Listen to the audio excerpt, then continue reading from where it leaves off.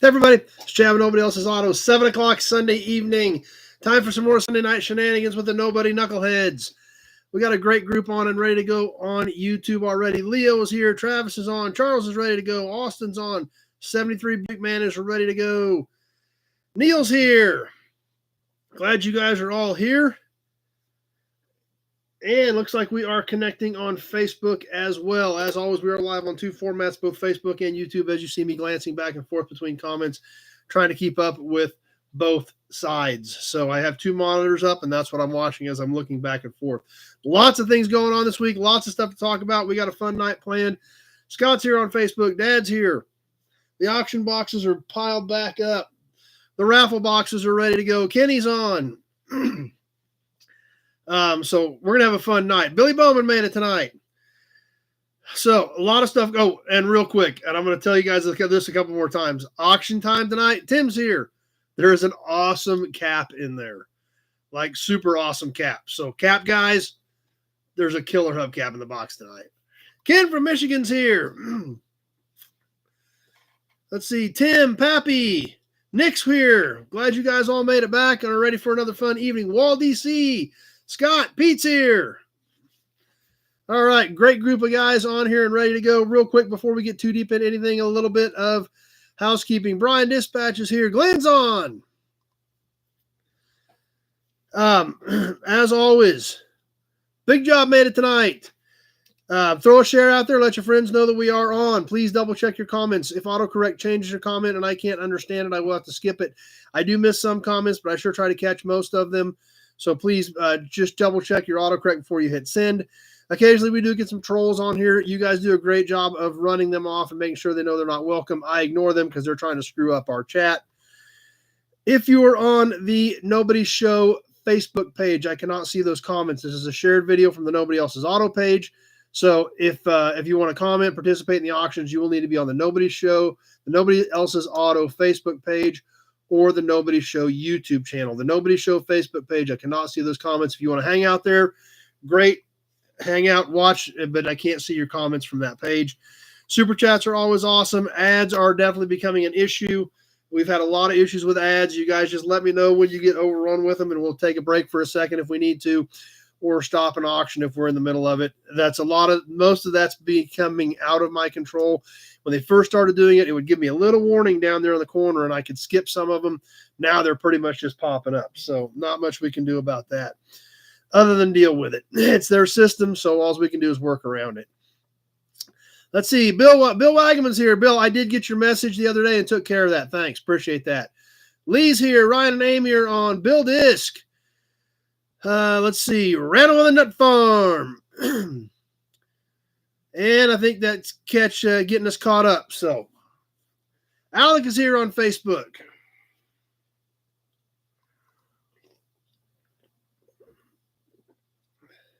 So anyway, like I said, I've had a busy week. I hope you guys have all had a good week. Obviously, I had to get the truck unloaded to get regrouped from being gone from the swap meet. But I don't have all the totes emptied, but got the truck emptied, which was good because I ended up buying a whole bunch more trucks this week that I had to go start hauling. We'll get to that here just shortly. We'll kind of work our way towards that because that's definitely going to fall into new inventory.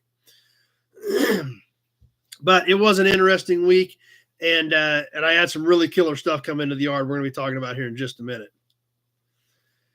Austin is ready to go. Austin is thirsty. Jeff from Ottawa's here.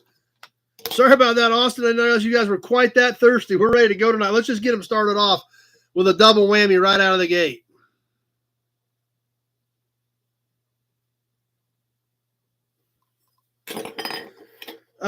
Pioneer Village. I'm going to try to get up there this week. I am hoping. I texted Will. He is going to be around. I'm going to try to make some time and get up there this week. So hopefully Pioneer Village this week. Nathan's Mopar Garage is here. Alex is here. So I think we had right around $400 gathered up for Pioneer Village. So we're going to do 4 cars. Frank's on with us. Hey, that's a good thing, though. Daylight savings time is back. It's going to be longer days. I am all for that. So I got one payment from you guys, Travis. I got the first one. I've got most of your guys' stuff sorted out. You guys have a big box of super coolness coming from the last 2 or 3 auctions. There's a lot of neat stuff in there now that I'm getting it all gathered up. So you got a lot. Well, actually, because we had those ones from a couple, you got about 5 auctions worth of stuff coming. So you guys have a ton of cool stuff in there. So hopefully I'm going to get up to Pioneer Village this week. I don't have it locked in yet, but I am shooting for that. So we've got, like I said, I think we're going to do 4 cars as the nobodies. Leo sent money to do one for his dad, and Randall with the Nut Farm sent money to do one for his folks as well. So that would be, 6 vehicles that we're going to help Pioneer Village sponsor. Awesome, big job. I hope I got that thing wrapped up good. I tried to be careful with it, make sure you got it safely, because I was excited that you got that. So that's a great piece. So we'll see if I can get that all put together and get some cars sponsored. If you guys have ideas, let me know. Perfect. Thanks. That's why I wrapped it up in that bubble wrap. I want to protect those mirrors and the wipers, for as nice as that thing was. I think we'll do the 1902 Cadillac if it's available. We talked about doing either the Henry J or the Allstate, or we could do both of them. If you guys wanted to do the pair, you guys tell me. So we can do the Henry J and the Allstate, or one of them and then 2 other cars. Let me know what you guys think. Yes, Pioneer Village is doing a lot of upgrades, finally turning the ship into the right direction and going the right way. That's why we've been gathering money up to help with their car sponsorship program that I actually helped Will put together. Dennis made it tonight. And we're going to do some content to help kick it off, as well as some other content while we're up there with some of the cars. So it's just tough to take, to drive up there, do anything, and then drive back. It's a day and a half. It's tough to leave here, drive up there, because it's almost 3 hours, get a bunch of stuff done, and then flip around and get home in the same day. So that's what I'm trying to get a day and a half scheduled in to get that done. But yes, there are a lot of positive things happening at Pioneer Village. That's why all of us on here, the entire group of nobodies, has been, has made donations to help the Adopt a Car program off. And all that is $100 a year to adopt a car. It just goes for facility maintenance and upgrades. And it's super cool that you guys like it enough and are willing to support it and help make that thing even better. So that's awesome. So hopefully that will get done this week. It's been really difficult just to get that time carved out of my schedule to go do that. So working on it. Piatone coming up. That's a great sign show too. 2 weeks. Piatone, Illinois. I've never been to it. I've seen a lot of pictures from there in magazines and stuff, so it looks like it's always a good time.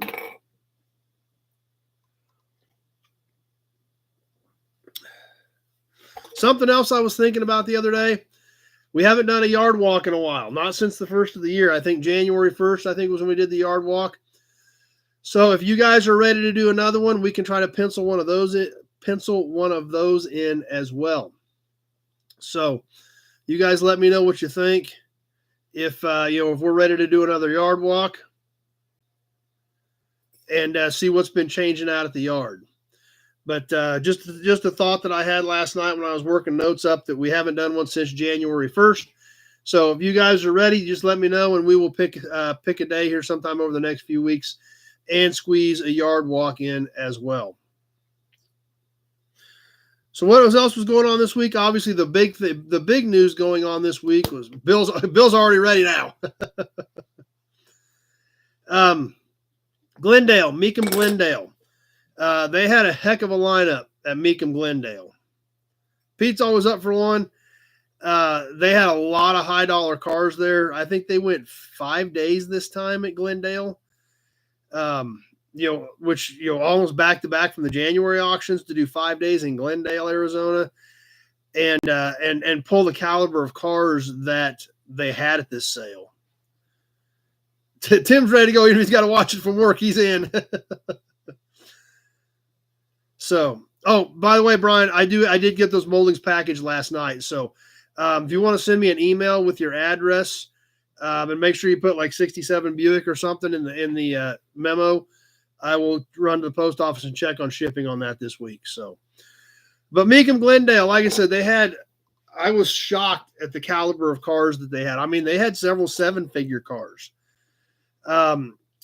And our good friend Jim Wicks was there. I texted with him a little bit, and he finally called. He called me at midnight last night. The 74 Z28, that gold car, that's mine, Todd. That's a car that I pulled out of a building a couple years ago, and that's one that I'll keep. That was the car that was featured in Hot Rod Magazine and some other places. So no, that one's mine. But anyway, Jim called about midnight last night. I was still down here working, so we had a good chat. I don't know. I need to text Derek. I have not touched base with him in a while. But yeah. Oh, Pete's claiming the 74 G28 for himself. Well, the title's in my name, guys. So yeah, no problem, Todd. So anyway, I talked to Jim last night, and I was actually looking through the results last night, getting notes prepared for this evening. And Tony's here with us. Frank's got snow. Well, it was like 75 and sunny here, so you can keep your snow. I'm taking 75 and sunny. But I saw a lot of stuff that didn't sell yesterday. So I asked Jim about it, and he said they were probably 50% yesterday, which is really low for Mecum. Typically, kind of a rule of thumb, on a collector car auction, you usually get about 2/3 of them, about 67%. Mecum, a good sale, they can pull 70-75% sell through. So for them to only be 50%, that was pretty low. But like I said, they had some high dollar cars. I don't know if that was a sign that the market might be lightening up a bit. I don't know. Time will tell over the next handful of auctions here over the next 3 or 4 months to see whether things have softened up. Now, when you have a reserve auction like Mecum does or like we do with F&E, you're never going to sell everything because you're always going to have some people who are just testing the waters with a high reserve, or you'll have people who think their car is just plain worth a lot more than what it really is. So that's why you typically end up around the 2/3 mark. But for them to be roughly around 50% yesterday, that was low for Mecum. I was kind of surprised. Alex, some great cars have hit the market lately. Yep. Now, 50% is low on a reserve type auction. Like I said, about 2/3 is kind of a industry standard you kind of shoot for. If you can get anywhere in that 60 to 70% range, solidly over half, then that's fine.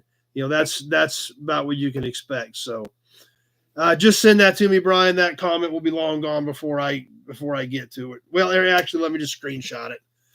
Let me just screenshot it real quick so that I've got it here. Okay. I think I got it, Brian. So anyway, that's kind of, rule of thumb industry, what you're hoping for industry standard wise at a collector car auction. So for them to be only roughly around half, I thought that wouldn't be considered a successful sale for them. However, what do we want to know? We all want to know what Jim Wicks bought, right? Jim Wicks has a massive client list of some really heavy hitters in the collector car world that he buys cars for. They call him, text him, say, Jim, I saw this online. What do you think of the car? Look the car over, tell me what you think. And he can handle the bidding. He looks it over, all that kind of stuff. So it's it'd be a pretty cool job, But what did Jim Wicks buy? That's what we want to know. He bought several. I got a short list. He bought a few more than these. And I've got lot numbers on a few of them if you guys want to look them up. David W. is here. Some of you, if you guys watched yesterday, there was an absolutely amazing 1961 Impala convertible resto mod, over the top build. Car number S151 from yesterday. Rod's here with us on YouTube. Lance jumped on Facebook. Glad you guys all made it. But a stunning car. S151 from yesterday, Mecum Glendale. Jim bought that for one of his clients. Hammer price, $275,000. And he said that was a pretty good buy for that car. He said that car is such an over-the-top build that he said it was, well, had to have been north of $500,000 to build it. So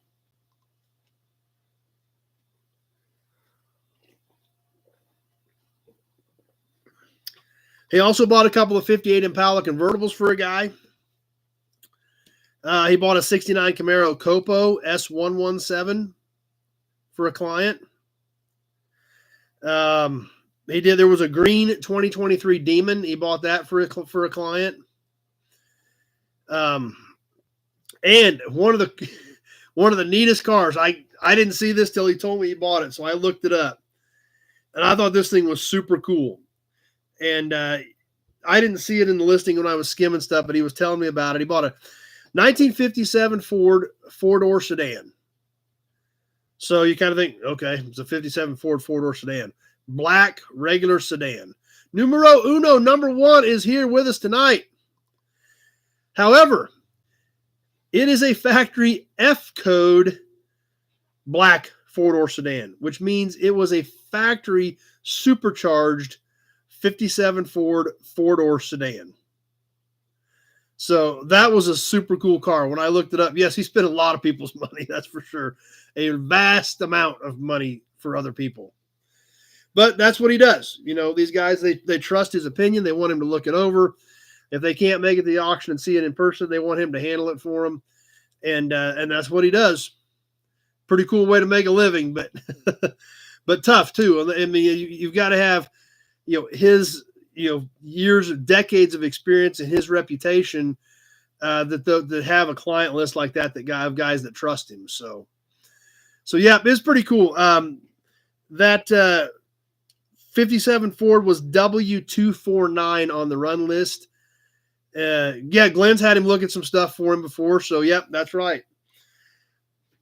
W249 was the 57 Ford four-door sedan with a factory supercharger on it. And it's a great looking car. You guys have got to check that thing out. It is well worth taking a look at.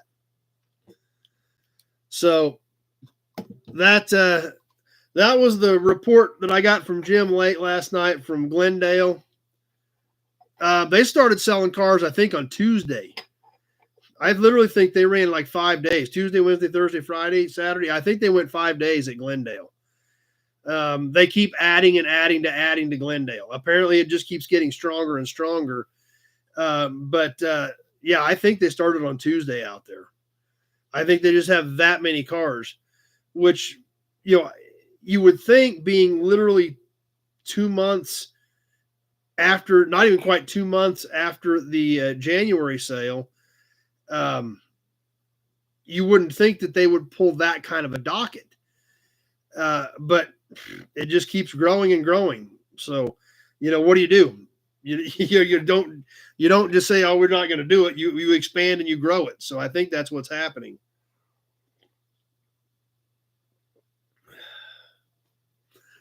Yeah, that's true. Factory supercharged Ford would run probably right with a supercharged Studebaker Golden Hawk back in those days. So pretty interesting. It's great when Jim gives us a boots on the ground report on what's going on, and that's always a lot of fun. So it's always good to get that information and be able to share it with you. But if you're curious, look some of those cars up. There's some pretty amazing stuff. That 61 Impala convertible is an over-the-top car. The supercharged Ford four-door sedan, just pretty neat stuff. So anyway, what happened in my world this week? Well, it got pretty interesting. I had some really cool stuff show up. Never buy a car in the dark at night without a motor. Good advice, number one. I hope that's not something you did this week. But this car actually, first I had a car that was delivered to me. These guys called me and asked if I wanted to buy it. They were actually from Wyoming, but they said, hey, we're going to be coming down to Colorado. We can just swing through and drop it off. 73 Buick man was out rolling in his deuce and a quarter. Is your deuce and a quarter 73? So we worked out a deal. They sent me a few pictures. I looked at a few pictures. We worked out a deal, and it showed up Tuesday, I think. And I love this thing. As a lot of you guys know, I cut my teeth on Buicks. Dad did Buicks as a part-time business. He sold parts and cars as a part-time business on weekends and did primarily Buicks and some Pontiac stuff. Okay, that's still not a bad car. So clutch fork for 55 to 62 full-size Chevy car. Nothing that is out. There's some of those 6-cylinder 3-speed cars, Weston, that may have one, but I don't think I've got anything that's a part in that window like that. We just have to look and see. So obviously you guys know I get excited about Buicks. So obviously what I'm leading up to is this is a Buick, but it's even more cool than a normal Buick. When I was a kid, a lot of times they would, we picked up a lot of Buicks when I was a kid. We chased a lot of Buicks. And, when you get into the 40s and 50s era cars, typically they were specials or supers. Those were the more common Buicks that everybody had. That's what you found more of, were supers and specials. It was always exciting, and to this day it's exciting. Just like when we picked the 57 up here a couple years ago, it's still exciting. Even for me at this age, it just reminds me back when I was a little kid, how exciting it was when you found a Roadmaster, because Roadmasters were just cool. It was the top of the line. It was one step below a Cadillac. It was as good as it got when you found a Roadmaster. A couple years ago, we found that 57 Roadmaster 4-door hardtop out in western Kansas. We went out and got and shared that with you. That was exciting just because it was a Roadmaster. This one that just showed up is even a 2-door, which is just kind of the cream of the crop. I mean, that's about as good as it gets when it's a 2-door Roadmaster. Randy's here.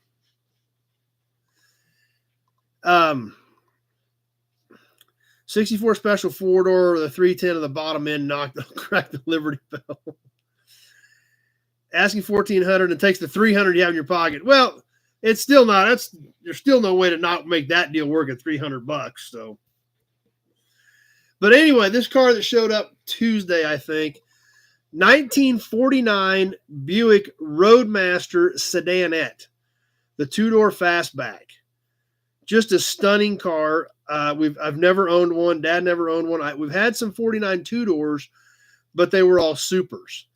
Never had a 49 Roadmaster 2-door sedanette.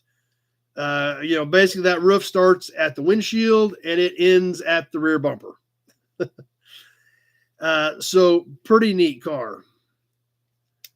Yeah, I was excited about it. It's in the motor and tranny are out of it. They came with it. Supposedly the Dynaflow has been overhauled. Who knows?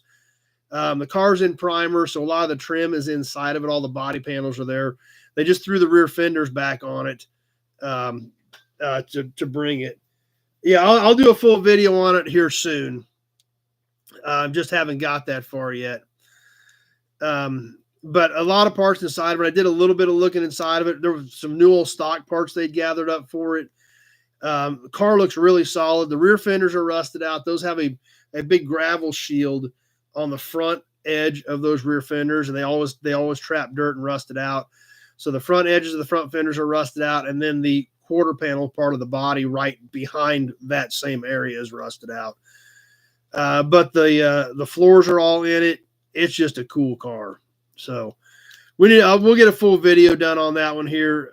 Yes, the engine is with it on a pallet. The motor and transmission is all still one unit. It's all still intact. They just pulled it out and sat it on a pallet, and that's how they brought it to me, and that's how I unloaded it. So it's pretty neat. No, it's just inventory, Pete. There's no way I'd have time to do anything with it. But it's still, like I said, it's still exciting. Just like I said, I still to this day get geeked out about finding a Roadmaster, much less a 2-door Roadmaster. So yeah, it's just inventory, but it's still exciting.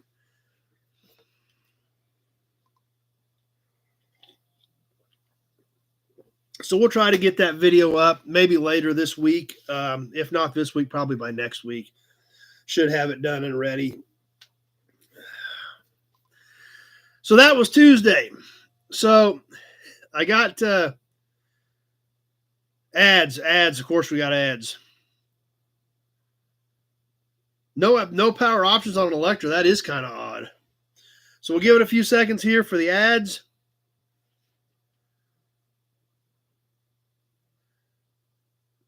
Yeah, having time. Yeah, I don't have any. I know that. But anyway, so I got, obviously we got together last Sunday night. I'd been at the Wichita swap meet. So Monday I did pretty much nothing but package parts that sold while I was at the swap meet, plus a lot of your guys' stuff. Yep, it was a supercharged Y block in that 57 Ford. And then so Tuesday I had some orders to pull. So I went out and moved some cars around, pulled a bunch of stuff that I had to get pulled so I could get that stuff ready to ship.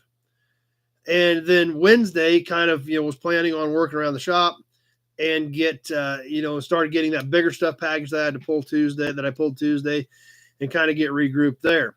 Well, about 9 o'clock Wednesday morning, I get another phone call. Out of the blue, guy says, "You want to buy some old trucks?" Okay, yep, I'm game. Send me a couple pictures. So he sends me 2 pictures of a 41 Chevy 3/4 ton pickup with a flatbed and a 52 Chevy farm truck. So, all right, well, I'm interested. Well, they were up north of here. They weren't a terrible far run. And so I said, I asked when I'd come look at them. He said, "I'm heading out there right now." He said, "I'm waiting for them to deliver some fertilizer. They're delivering fertilizer after lunch." So he said, "I've got time if you want to come up and head this way." So I headed up there.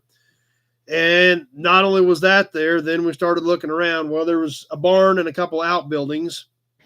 So I was told, "Go ahead and look. Anything you want, it's for sale." So I started digging through the barns, found a bunch of cool cans and a few other cool things. And then we started looking around. Well, there's another farm truck out in the cow pasture. And then there was a square body tucked away in the corner of the machine shed. So at 9 o'clock Wednesday morning, I didn't know anything about these trucks. And at noon, I owned 4 more trucks and a half load of oil cans. Or about half a truckload of oil cans. So yeah, so I loaded up the 41 and brought it back. And while I was bringing the 41 back, he got the tractor and the grain truck and the other stuff out of the machine shed so I could get to the square body. And so I flipped back around and then went back up so I could back into the machine shed and get the square body sucked out of the corner. It's about an 84, 85, just regular 2-wheel drive long bed. But after I got it out, I couldn't see much of it. It had an inch of dust on it. It'd been in there for 10 or 15 years. Last tag on it was 2015, but they said the tag was still current on it. So he said it'd been in there for probably longer than that. But it was a Silverado, power windows, power locks, rally wheels. So, and I don't see any visible rust coming through. I'm sure there's some rust in it somewhere, but just looking at the bedsides above the wheels, the cab corners, the bottoms of the doors, I don't see any rust. There's no visible rust that I can see on it. So we'll be definitely going to be bringing you some videos on those as well. I got one digging video that we're going to show you a glimpse of them on the digging video when, yeah, no kidding. It'd be good if that was every other day. But it was fun. So got a deal worked on all the trucks. Bought the cans and the other stuff I drug out.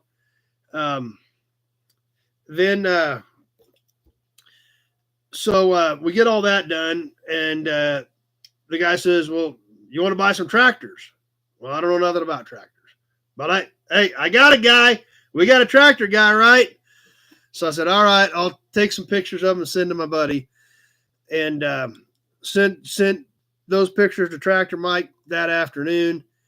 That's right. We got us a tractor guy. So I called Mike Thursday and said, "Would you go through those pictures?" He said, "Yeah." He said, they're okay. He said, "I don't have time to mess with them." I said, "Well, I'll tell you what." I said, "I got a guy that hauls some stuff for me.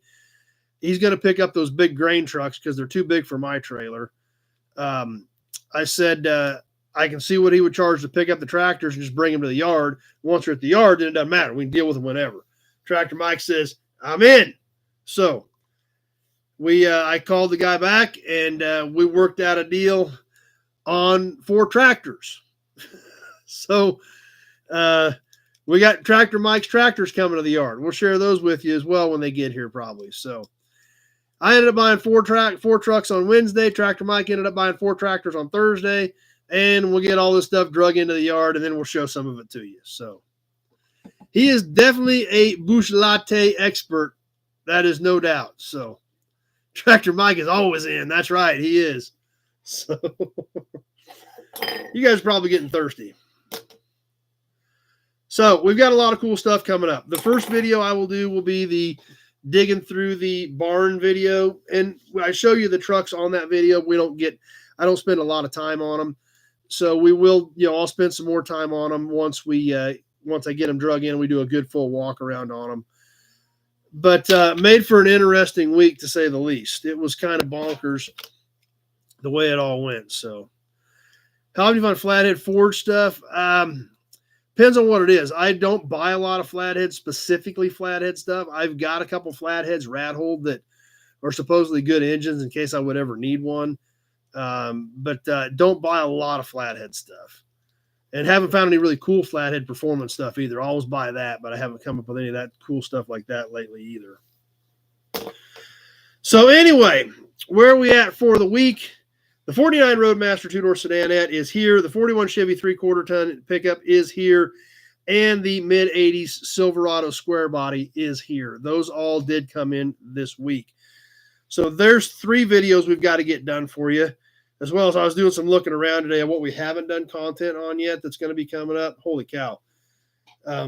Besides those 3, we've got the 67 Tempest. We've got a 57 Cadillac. We've got a pair of 59 Fords.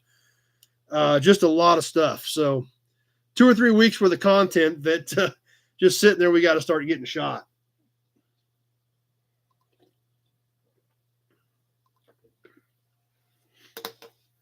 So anyway, it was kind of a weird week, but it was a good week. Those weeks are fun. Those phone calls are fun. And then after that, the guy that, I don't know if you remember the guy that I deal with here that does a lot of antique stuff, but not a lot of car stuff. And him and I work back and forth quite a bit. He went up yesterday, went through the barns, and he got a pickup load out of there because he does a lot of glass, furniture, decorator type stuff.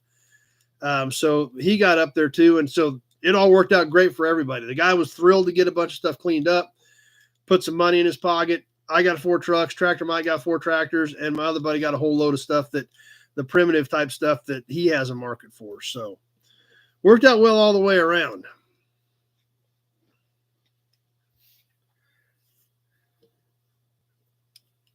This flathead stuff still has a market up there. Yeah, there's still some guys. There's still definitely guys that like them. I've got a lot of them in vehicles, but I don't. The problem with engines is they're heavy. You got to store them inside. They're a lot of work, so that's why I try to not buy a ton of just engines for sure. So anyway, stay tuned. We got a lot of cool content coming up, to say the least. But onward and upward. Let's catch a promo model. Let's check out some badges and emblems. Let's talk about an old car that I picked up about 15 years ago. We're going to talk about the Raffle. We've got some cool auction stuff, including that hubcap. Guys, this is just, like I said, it's been here for a couple months, but I wasn't going to throw it in the auction box until I knew for a fact that I had it. In fact, I sent Addie a picture when I bought it. I said, do we have this? She's like, yeah, I'm pretty sure we do. But I still wasn't going to sell it until I had mine in one hand and this extra one in the other hand and made sure they were identical, and they were. So it's in the auction box tonight, right down there. So anyway, Auburn badge. On to tonight's promo. This one's a little bit rough. The windshield frame is broken on it, but it is still a beautiful car. And I do love these cars. I think these were a very, very well-designed car.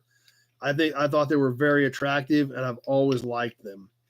It is a Pontiac. A lot of you guys know that I am a Pontiac fan anyway. But I always thought this car was done really, really right. This car would be amazing to see in real person, in person for sure. What are you doing, Great Kitty? Hey, you gonna come say hi? Great Kitty. What? Come here. Yes, you gonna come say hi? Come here. Those are the raffle boxes. You can't eat those. Come on. You gonna come say hi? Come on. Come on. All right. She's more interested in the raffle boxes than coming to say hi. Get some girls to do yard practicums. But anyway, I always just thought these cars were just really good. And this is a really great color. On the 1959 Pontiac Bonneville convertible. That's right, Cat here, no extra charge. Now, like I said, this promo does have some damage. Obviously, there is no windshield frame on it. Fortunately, I guess the windshield is still there, but the entire windshield frame assembly was snapped off at some point in its life, as well as the steering wheel. Part of the steering wheel is missing as well. This car is done up in Gulfstream blue, kind of a lighter metallic blue with maybe a tint of teal to it. A little bit of warpage, but that's common for this era of promo. But other than the windshield frame, not a lot of damage. It does have original tires, wheels, and hubcaps. The nose is in nice shape. You know, we don't have chips off the corners of the bumper. We actually still have both, believe it or not, both front fender ornaments intact. So I'm not sure why there's a hole right in the middle of the grill, though. That does baffle me, because it's like a perfect hole that somebody put there. But once again, on the rear as well, intact. Corners aren't broke off the bumper. The taillight lenses are still there.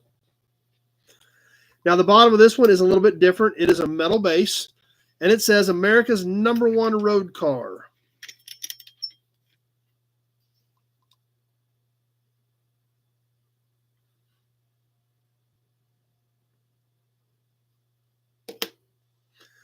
One interesting thing about the 59 Pontiac that it's kind of tough to see or really take it in unless you look at it from the top was the design cues. Look at the hood, where you've got basically a spear in the hood, as well as spears along the tops of both rear quarter panels. Very easy to see from the top, but kind of you don't really think about them when you look at them individually on a car. How many vehicles have you not picked up yet that I own? I don't know.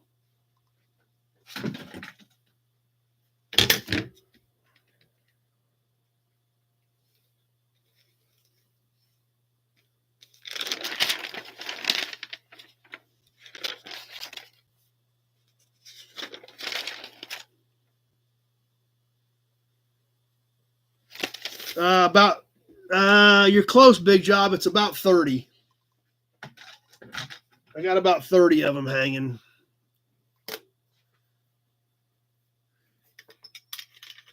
Clipboard, everybody check. Here we go. Good idea, #1. I like your positive attitude. So there it is. This is one I've had for several years. Like I said, I wish it didn't have the damage on it, but still, have always thought the 59 Bonneville was a very, very attractive car.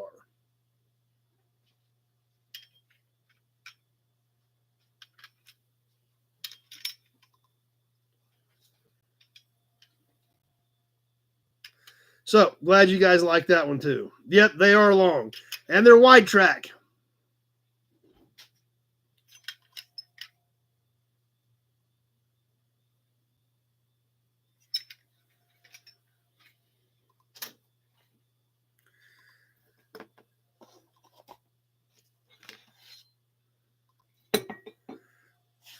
Time for some more badges and emblems. Besides these badges and emblems, these are always good ones. Try to keep those worked in there a little better tonight for you guys. This first one's a pretty unique one. And I'm going to be kind of curious to see if you guys can guess this one, actually. I didn't mark this when I first took it off. So it took me a second to remember what it was. But it's kind of different. So we'll give you guys a few seconds to see if you can figure this one out. It is a beautiful, really, a nice, big, beautiful chrome V8. Check this thing out. The 8, is what's kind of interesting. The 8 is almost very cut and dry, basic round circles, and it's really square cut. There's not really any curvature to the face of it on this V8. It is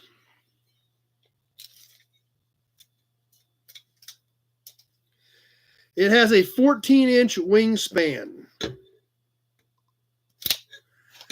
So it has a 14-inch wingspan, stands about 3.5. Caddy, no. Ford, no.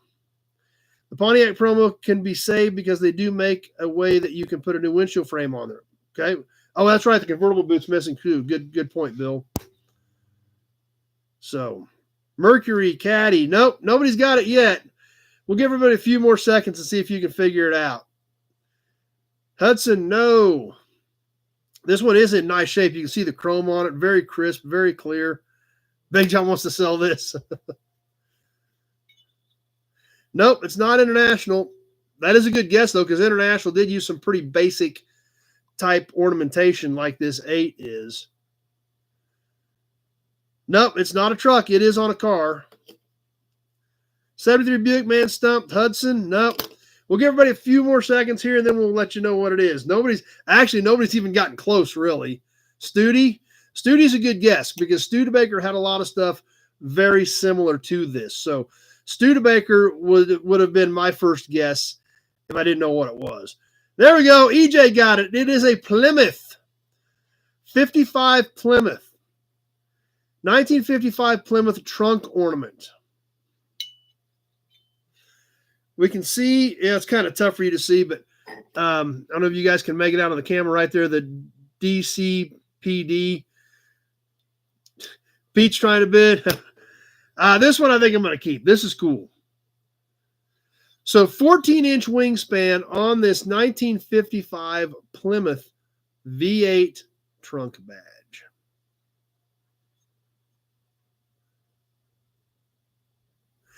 You can see it is notched on the bottom for your fingers to grab the trunk to lift it. But cool piece. It is chrome-plated, pop metal, cast one piece, 1955 Plymouth V8 trunk badge. That's true, Big Job. It would look good anywhere. There's no doubt about it.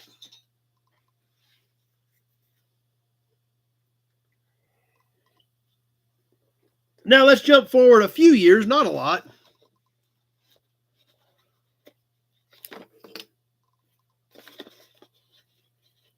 It's always fun when we get one of these out, though.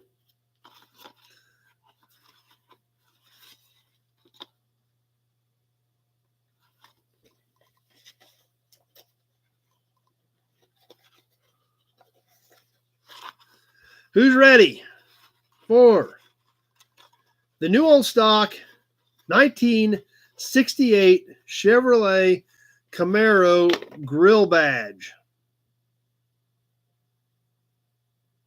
This is chrome-plated, pop metal, cast piece. See the studs have never had screws on them. Brand new. Nice, clean back. Pete's in love.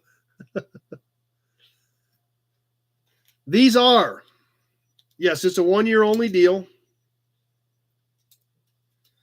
3 3/4 by about 2. So it's only about 3 3/4 tall, about 2 inches wide on the bow tie. Does have a slight curve to it, mounted right in the center of the grill. But it is kind of a neat piece. It actually had kind of some red in these lines through here. And then the bow tie was black. Get your ear pierced and buy this. Well, yeah, I guess you could do that. Sell, sell, sell. I would probably consider selling it. I just found it in Wichita. Alec at 40. I guess Alec is serious about selling this thing. So I guess, should we sell it? Mike from Texas is here. Alec obviously likes it. Do you guys want to sell it? We'll just sell it if you want to sell it. Big Job says yes. Okay. I guess we'll sell it, starting Alec at 40. Austin says sell it. Okay, anything else you need to know about it? Number 1 at 50, even with the exchange rate. Like I said, 3 3/4 tall. Let me get the phone ready because I wasn't ready for this yet. And we'll go. Number 1 at 50. We'll just do this one real quick, and then we'll get into the auction stuff here in a little bit. You guys jumped in ready to go, so I guess we're selling this. I thought I could sell it, but I didn't know we were selling it right now. But I guess we are. So if you want to bid, now's the time, because we're live and on the timer as of right now. As always, we're going to go 2 minutes. I'll tell you when a minute has passed. I'll tell you when a minute 30 has passed.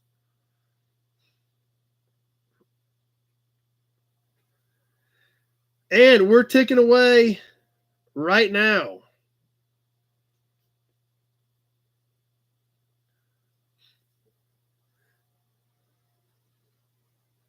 Number one at 50.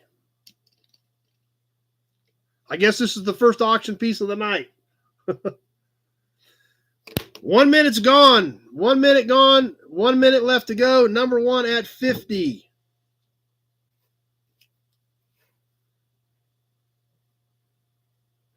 Travis is loading around right now.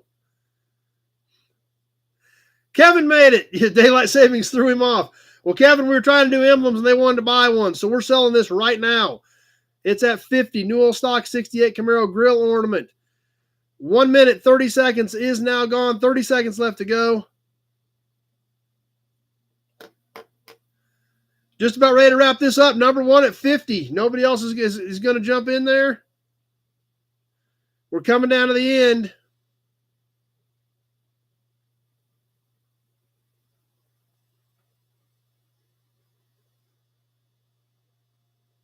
Pete, 61. Tony at 60. Alec at 57. Pete at 61's the high bid. And that does it. Whew. That got interesting in the last 10 seconds. And everybody was swinging. It's a good thing. It's a good thing Pete tacked that extra $1 on there, because Tony had that 60 in there. And Alec was swinging at 57. So 3 bids in the last 10 seconds within $4 of each other. Wow.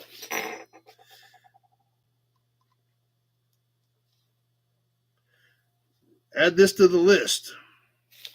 That was interesting. Well, I guess we'll put this one in Pete's box.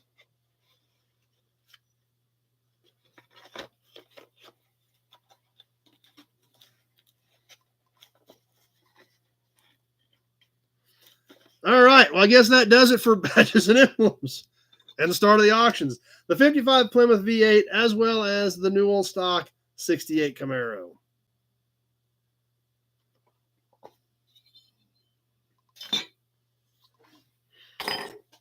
All right, I guess we got to have a Hudson badge after that. Story time. Let's move on to a car that I found about 15 years ago. And actually, after looking at the pictures, that's right, Alec, that was fun. And I can't believe 3 of you guys hit that in the last 10 seconds, all within $4 of each other. 57, 60, and 61, all within the last 10 seconds. But that's what makes it fun. So, but this car, yep, you did try number one. You were in there swinging. There's no doubt about it. Based on the pictures, this is right after I bought the yard. So I started moving in there at the end of 2010. So this was 2010, maybe 2011.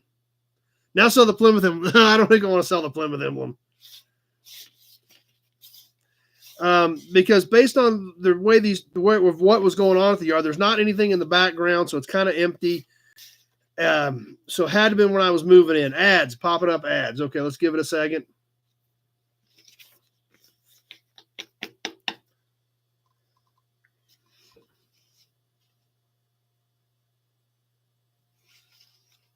All right, are we back, guys? Okay, looks like we're back. They're worth this stuff's so cool it's worth a crooked economy's exchange rate. But a terrible slogan for a shirt. Yeah, no kidding.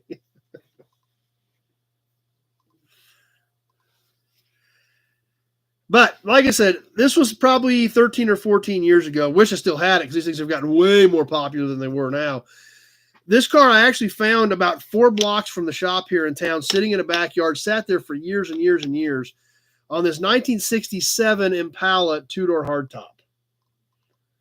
Just nothing fancy, just a basic blue on blue hubcap, bench seat, small block automatic 67 Impala. Tweedly D's here.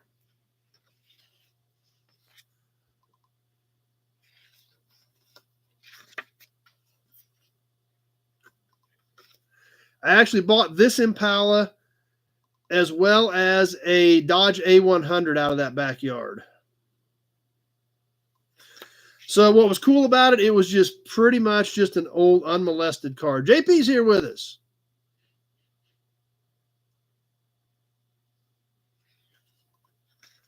Basically looked just like they pulled it back behind the garage and shut the key off, and that's where she sat.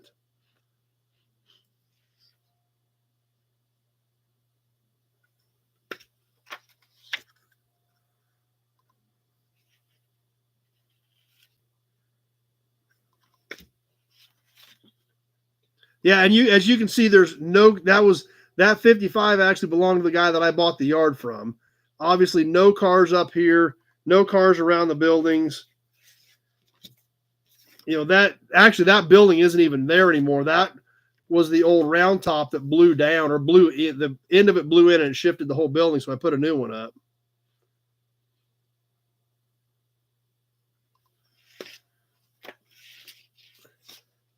On that 1967 Impala two-door hardtop. Like I said, I got that and a Dodge A100 van out of the yard.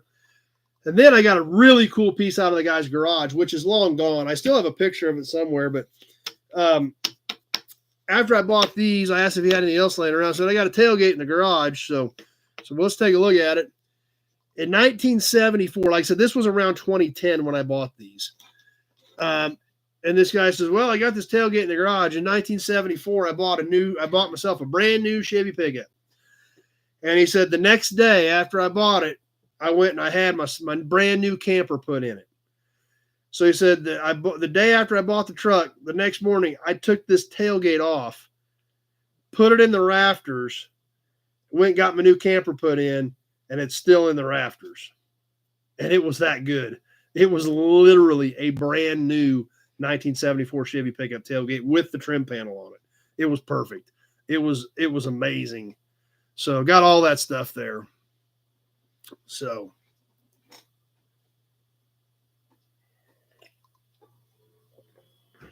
yep, there's the Pepsi truck in the background. Actually, it's not even a truck. It's just a storage box is all it is. So I've got some stuff stacked in it, but that's all it is a storage box.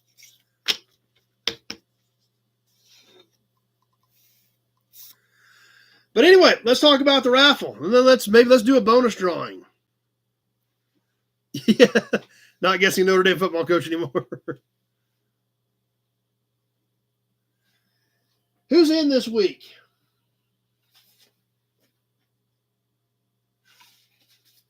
On the mystery box raffle for this month. This week, the new entries are, if you thought you got in this week and I don't read your name, be sure to let me know to make sure we get you in.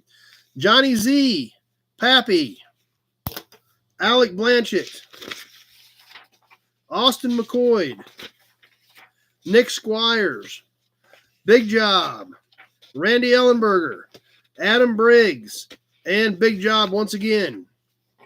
So that's who got in this week in the raffle. So, like we keep talking about, we're going to give away a bunch of boxes.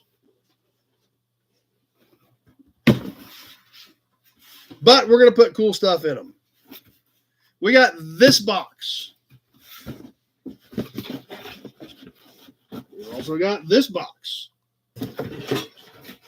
And we've got two smaller boxes for our third or fourth place winners. Now, what's going to go in them? You don't know. But we're giving you a few secrets. We're giving you a few tidbits of information. Let me get these things spread out like we did last week. I'm going to spread these boxes out right here on the floor. Get all four of them opened up here. And we're going to share a few things with you. Yeah, I did eventually sell the tailgate. Yep, I did find somebody that needed something like that, and it did go on a truck. So anyway, what's going in now? Like I said, I'm going to keep giving you some tidbits of information, tidbits of goodies going in. Timeout. Number one, we should be able to reach 20,000 subs before the extravaganza this weekend. Remember to invite 2 channels to Chad's and make somebody feel like an everybody and become a nobody. That came out pretty good, number one. Make a somebody feel like everybody and become a nobody. I'm actually going to screenshot that, number one. That's good. Yeah, that would be awesome. I would love to hit 20,000 subs. We are making some headway, and a lot of that is, thanks to you guys and your support. But yeah, 20,000 subs is, I'm just right at 18,950, I think, today. Yeah, 20,000 is around the corner. It would be awesome if you guys could help push it to 20,000. That's a great idea, number one, to see if we can get to it by then. And see if we can make it happen. So we're working on it, and I super appreciate your guys' support to help get there. So what's going on in the boxes tonight? Star Cap.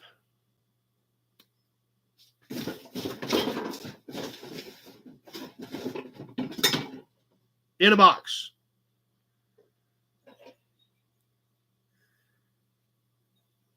Dodge Brothers. Going in a box.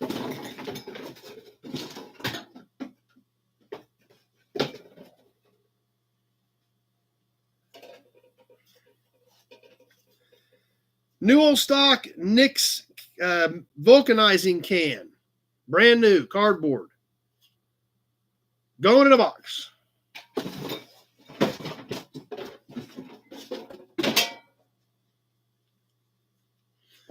Brand new old stock Mendrite Speedy hand cleaner can. Never been used. Top was never sealed. Still has the key on the bottom of it. Tony's here. Going in a box.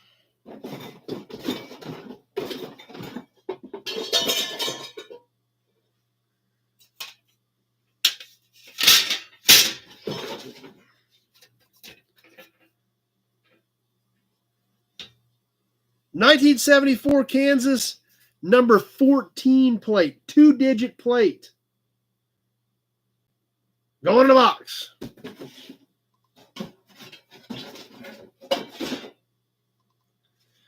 A couple of kind of rougher ones.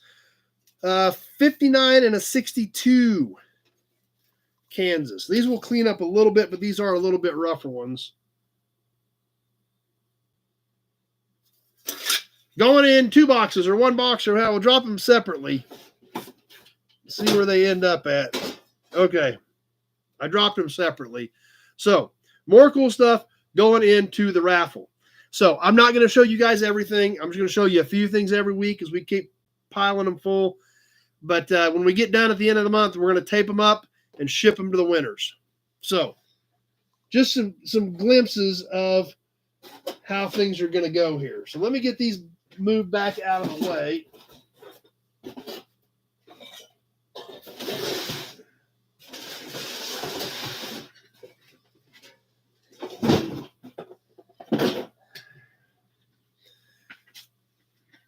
And actually, hey, we haven't done a set of these in a couple weeks. We've got more of these to give away. Thanks to Leo. Huge shout out to Leo and the boys for helping us out with these. Leo sent me a case of these headphones to give away. So we're going to do another drawing for one of these. This is all courtesy of Leo and his gang. So we super appreciate their support of the show. Let's give a set of these away. As always, these bonus drawings will ship with your next shipment. They do not ship on their own. So that being said, let's give a set of these away. And the Big Buick Oil Can is now on the scene.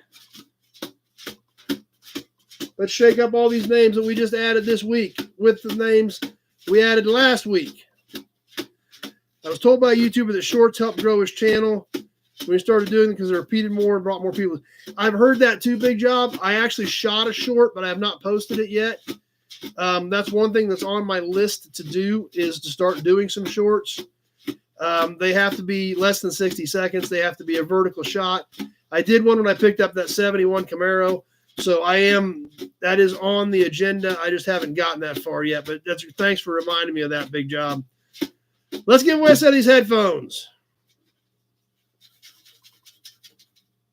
Good idea, number one. If you're not in here anyway, go invite somebody and then come back.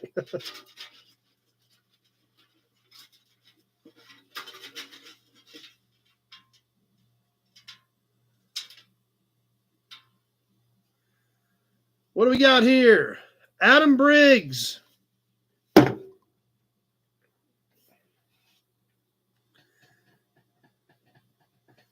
Adam Briggs on this set of headphones.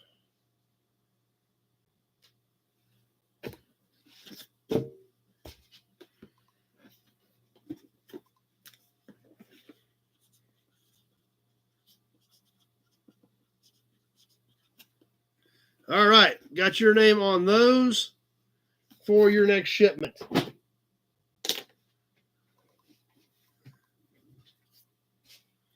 Now, as always, we'll probably do another bonus drawing a little later tonight, but these bonus drawings do not help you overall. If we do another drawing tonight, Adam is out for tonight, but in the overall drawing, Adam's name is going right back into the big Buick oil can for the big drawing.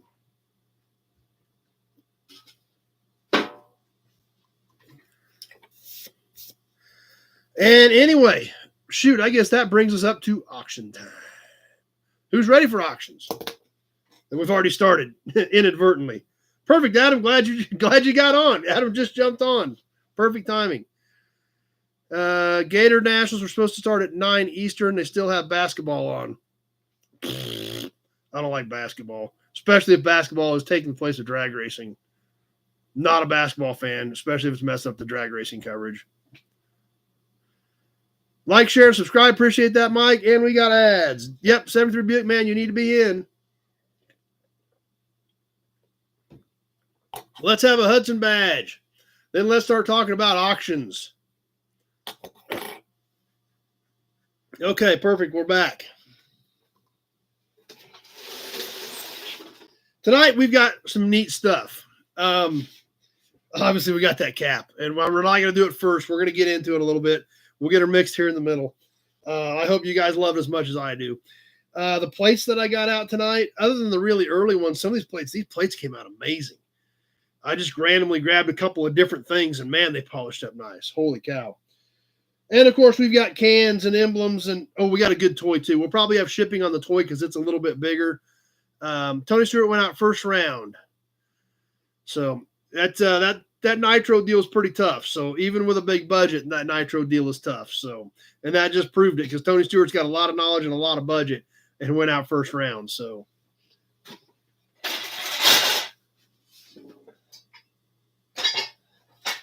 we got some cool things, some interesting things in tonight's auction. As always, I try to get a cool mix for you guys on some various things. As always, I will show you the piece. We'll talk about the piece. We may talk about that particular car a little bit. We'll talk about what's the condition of the piece. I'll talk about any damage, any flaws. We may give you some dimensions on them, so you know what size it is about what we're talking about. As we're doing that, if you're interested in the piece, please throw a bid out there so that I know we've got some interest and that we're ready to go. After we get done with the description, I will announce who the high bidder is on my end as far as what I'm seeing, because sometimes we see different things on our screens, my screen versus what you guys are seeing. But at that point, after we get done with the description, I will announce who my high bidder is at that point, and I will put it on the timer. We're going to go 2 minutes.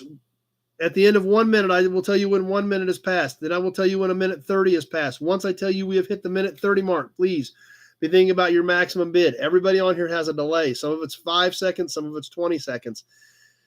Just depends on your device, smartphone, smart TV, tablet, laptop, PC, as well as your internet provider. So when I tell you a minute 30's passed, it is time to be throwing your maximum bid out there if you want to jump in on that particular piece. Once my timer on here hits 200, I will announce the winner. That may not necessarily be what you see on your screen, depending on the feed. We are at the mercy of the systems, both Facebook and YouTube. And all I can go by is what I see at the 200 mark on my phone. So after we show you the piece, we get it on the timer. And I will announce, just as we are coming up as of right now, that as of right now, 1 minute is gone, 1 minute left to go. so you guys can keep tabs with what I'm seeing on my phone right here. I keep it right here on the corner of the computer so I can see it with the comments. I've got one set of comments here, one set of comments there. So as I'm glancing back and forth, and if I read a bid that you don't see pop up at all, it's probably on the other format. So please be aware of that. And other than this one bigger toy, shipping will be included in everything in the 48 states. If you're a non-U.S. buyer, then you will have shipping out of the U.S. Reason being, this process kind of feeds itself. What this does sell, it buys more stuff for it. So if we spend a small fortune shipping 2 or 3 packages to Europe or somewhere, it would kind of torpedo the whole project. You are welcome to bid. Just please understand you will have to get me paid in U.S. funds as well as be responsible for non-U.S. shipping. And check, money order, Western Union, PayPal, friends and family are all fine with me. And as always, if you have a question, you can always call me tomorrow. My number is on the screen. My number is in the description part of this video. You can always give me a shout. The mailing address is in there if you're going to send a check. If you're coming on April 20th and you want to pick up, that's perfectly fine. I've got 3 or 4 boxes out there for guys that they just send me a check. I check them off the list. I mark the piece paid. I put it in their box. April 20th, they're going to have a big, massive pile of cool stuff to pick up. So that's always a possibility as well. I don't know if I need an assistant. I just need to try to squeeze in a few more hours a day. I'm only working about 14 hours a day. I think I should be able to push that to 15 or 16, but I got out of here at 1 this morning. So, that happens sometimes.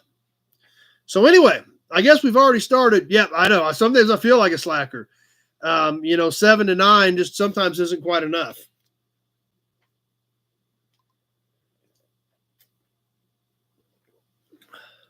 Justin's here and ready to go. So we'll start off with a few smaller pieces, as we always do, work into some of the better stuff. For the first few pieces, I will read all bids as I see them, even if it is not the high bid, just so you guys can get a feel for what I'm seeing on my end. So, like I said, we'll start off with a few things here. Man, there's some different stuff tonight. There's some neat stuff tonight, and then there's this killer cap. This cap is just it blows my mind. Like I said, this cap, it's been laying here for almost 2 months, and I needed to sell it because I spent so much money that day on license plates that I need to get some of that money back. But I would not sell this thing until I literally was standing there with the one Addie and I had already found in this hand and this one in this hand, and I made sure that everything was the same. The lines around the perimeter, the font, everything was the same. And when I knew that it was an exact match, and I knew we had one in our box, that's how it ended up here tonight. So I'm excited about it. I hope you guys are too. Like I said, a lot of cool stuff tonight, and a little bit of everything for everybody, and including a couple things that are totally different. So I'm going to be curious to see what you guys think of those. Let's start off with another one of these little toy trucks. I love these things. I bought a whole box of them, all different colors, different brands, but all kinds of little tiny toy trucks. This one happens to be a Tonka. I don't know why these things are just so cute. 70s era, original paint, original decals, pretty decent shape. Tandem axle. Charles at 10. No trailers for any of them. They're all trucks. There's some Buddy L's. There's Tonkas. There's all kinds of stuff. Glass is intact. Grill is intact. All original tires and wheels. Even the bottom of this thing ain't tore up or scraped up. This little truck is Charles 10, Justin 11, Sam at 15. About 4 3/8. Not quite 4.5 inches long. On the cute little orange, and it is orange. I don't know if it looks red or orange on your guys' screen, but I think it is more orange. And we've got Sam at 15. Let's go ahead and get this thing rolling and on the timer on the little orange Tonka.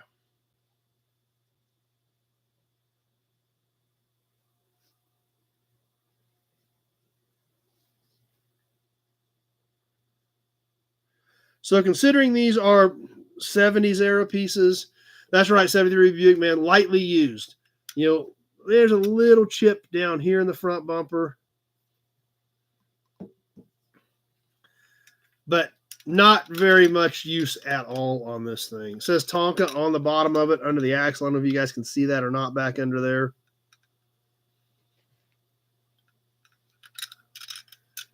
But I just think they're cool little trucks. Sam at 15. As we're coming up on the 1 minute mark on the little Tonka. Low miles, that's right. This kind of has an interior in it. It's kind of got seats and kind of got a dash molded into it.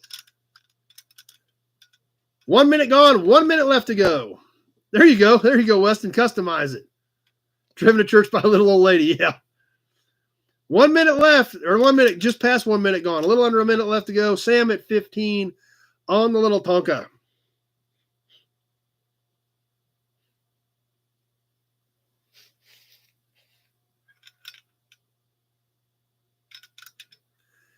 Coming up on the 130 mark.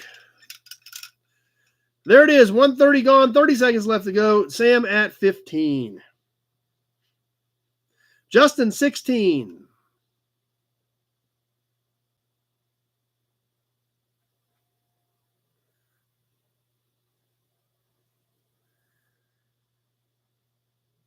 As we're coming down to the end, we're wrapping this up. We're coming down to the wire. Justin at 16. Big Job at 20.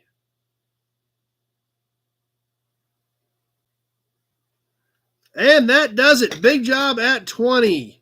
Justin came back with a 22, but it was a few seconds too late.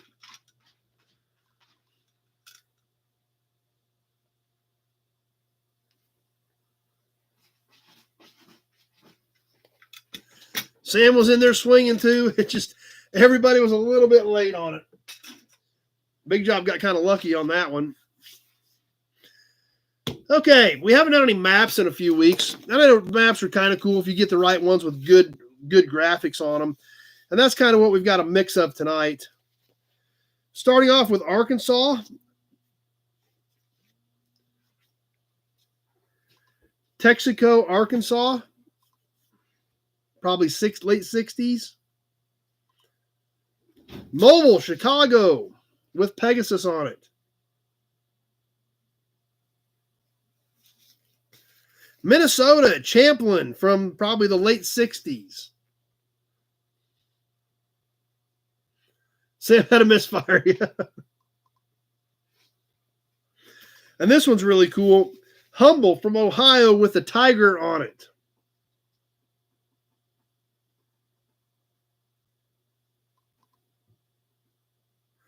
And one more. We did one of these similar to this in the last batch of maps that we did. This is a Kerr-McGee. But what's cool about it is the graphics on it. We had one similar to this before, but check out the quail. Ads. We got ads. They didn't last long. Good.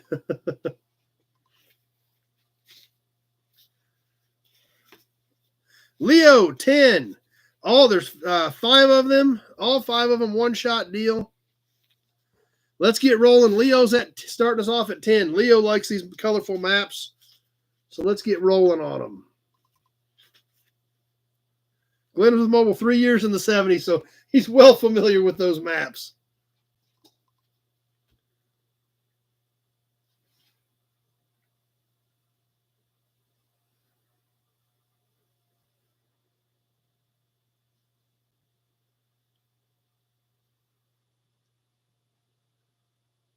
Calico Classics is here. That's right. Leo won't be lost with his map collection. But these old service station maps are always cool. They got good graphics on them. Neat stuff.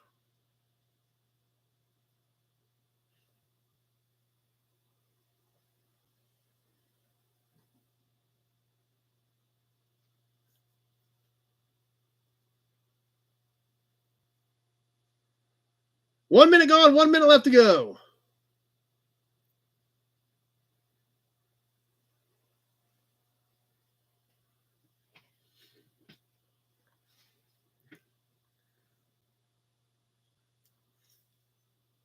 So that sounds interesting. 65 Rivs are pretty good looking cars. There's no doubt about it, guys.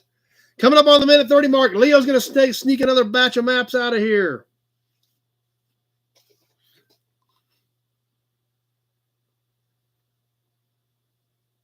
Minute 30's gone. 30 seconds left to go.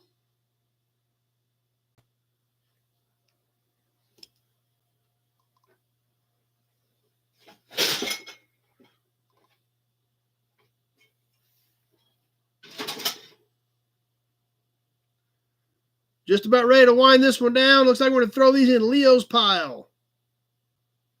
No, Austin's in there at 12. Randy at 11, but I had Austin at 12. Leo's back at 16. Just barely. I mean, it was going 2-0-0 when Leo came back at 16. But he got it in just barely. Leo at 16 by like that much. But he was ready for you guys, so he was expecting that, I think.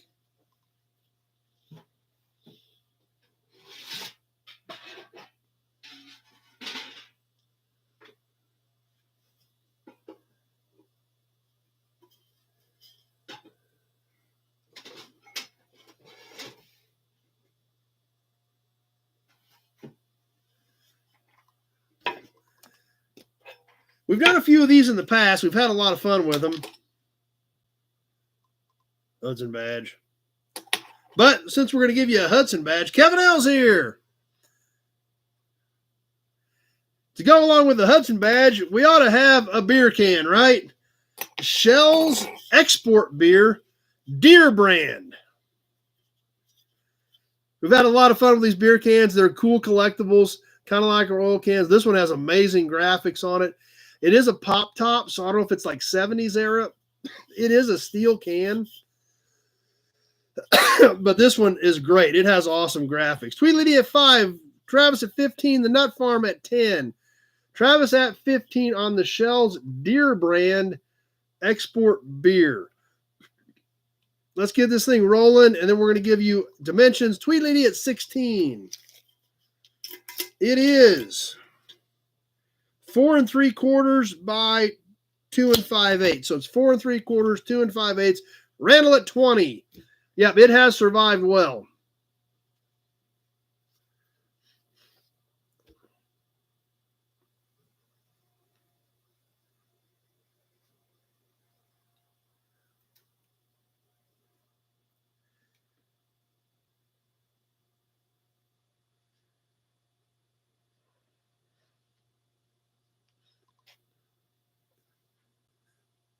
That's right.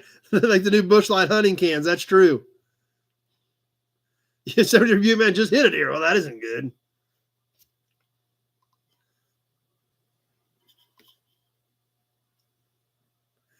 Coming up on the 1 minute mark, Eric's here with us. 1 minute gone, 1 minute left to go. And the Randall and the Nut Farm at 20.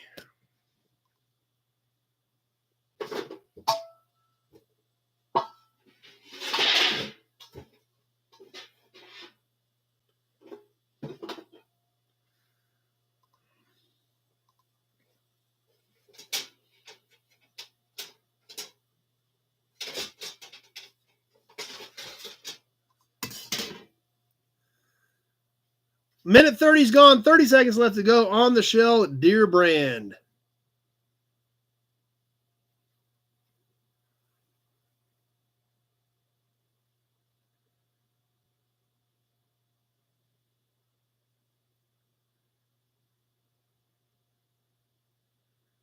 About ready to wind this one down. Nut Farm at 20. Couple seconds left. There's Travis at 25. And that does it. Travis snuck that $25 bid in there right at the last minute. Last seconds, actually.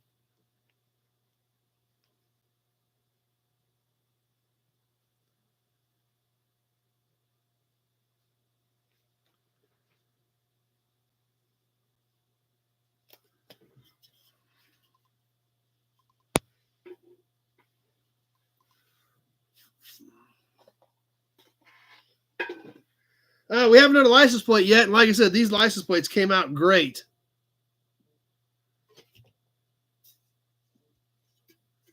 Guy hit a bighorn sheep with some fine 25 grand. Holy cow.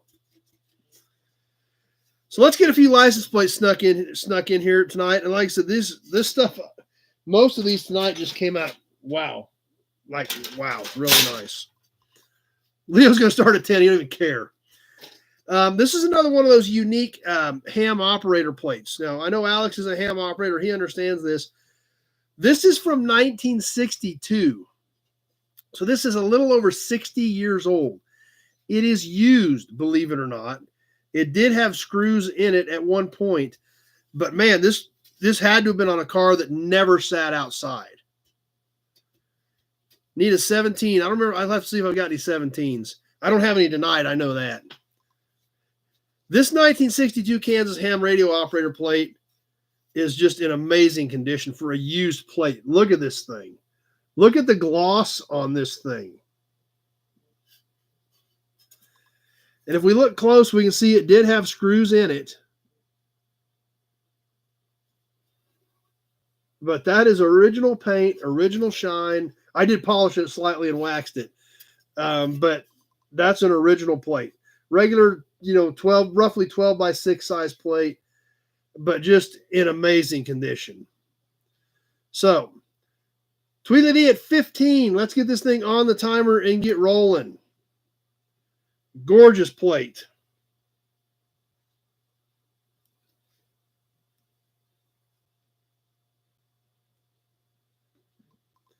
Nick at 16. Alex at 25.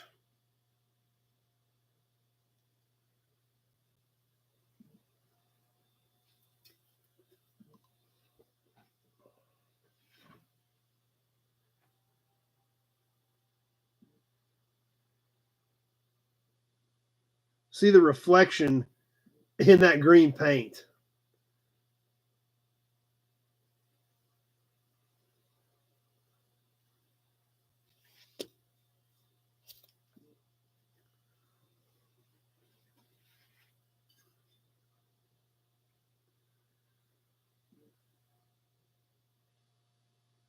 Coming up on 1 minute. 1 minute is gone. 1 minute left to go. Alex at 25.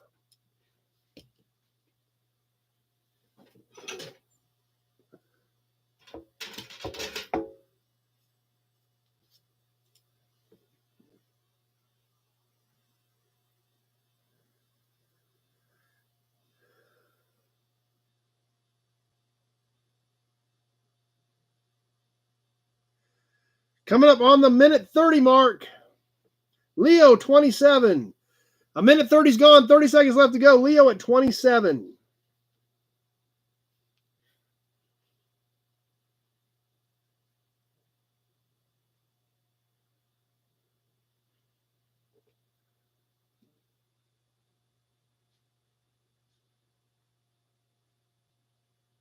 Just about ready to wind this one down. Nick at 30. And that does it. Nick snuck a 30 in there right at the end.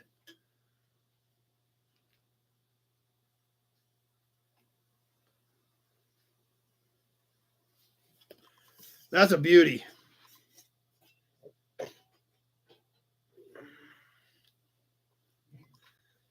How about a can? We need to get a couple cans snuck in here tonight. Man, we just got all kinds of great stuff.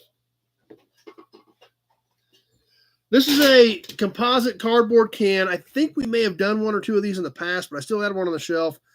Not a super high dollar can, but a very unique can. It is a Newell stock one. I will have to drain it.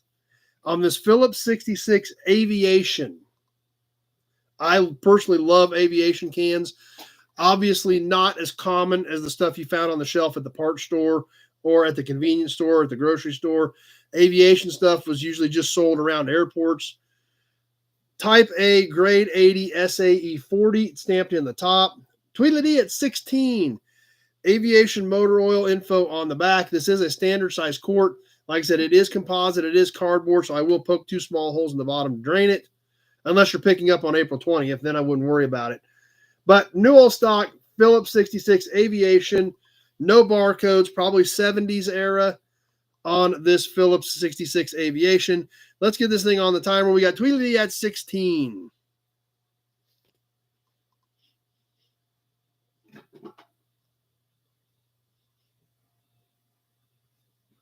Alex at 20.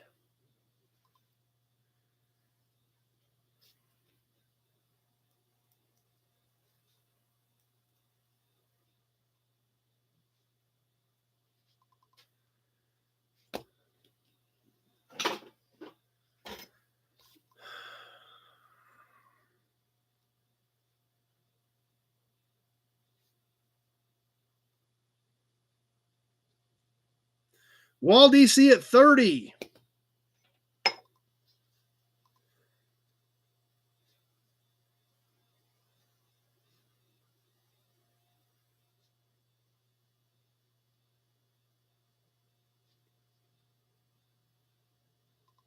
There's 1 minute. 1 minute gone. 1 minute left to go.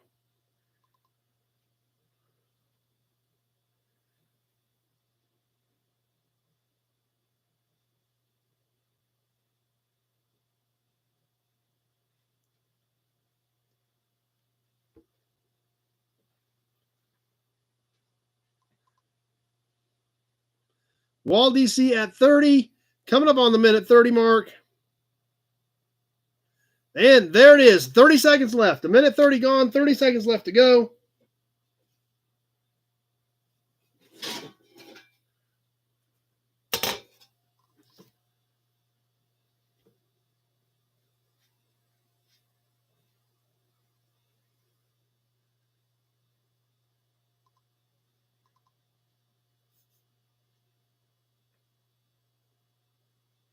Just about ready to wind this one down. And that does it. Wall DC at 30.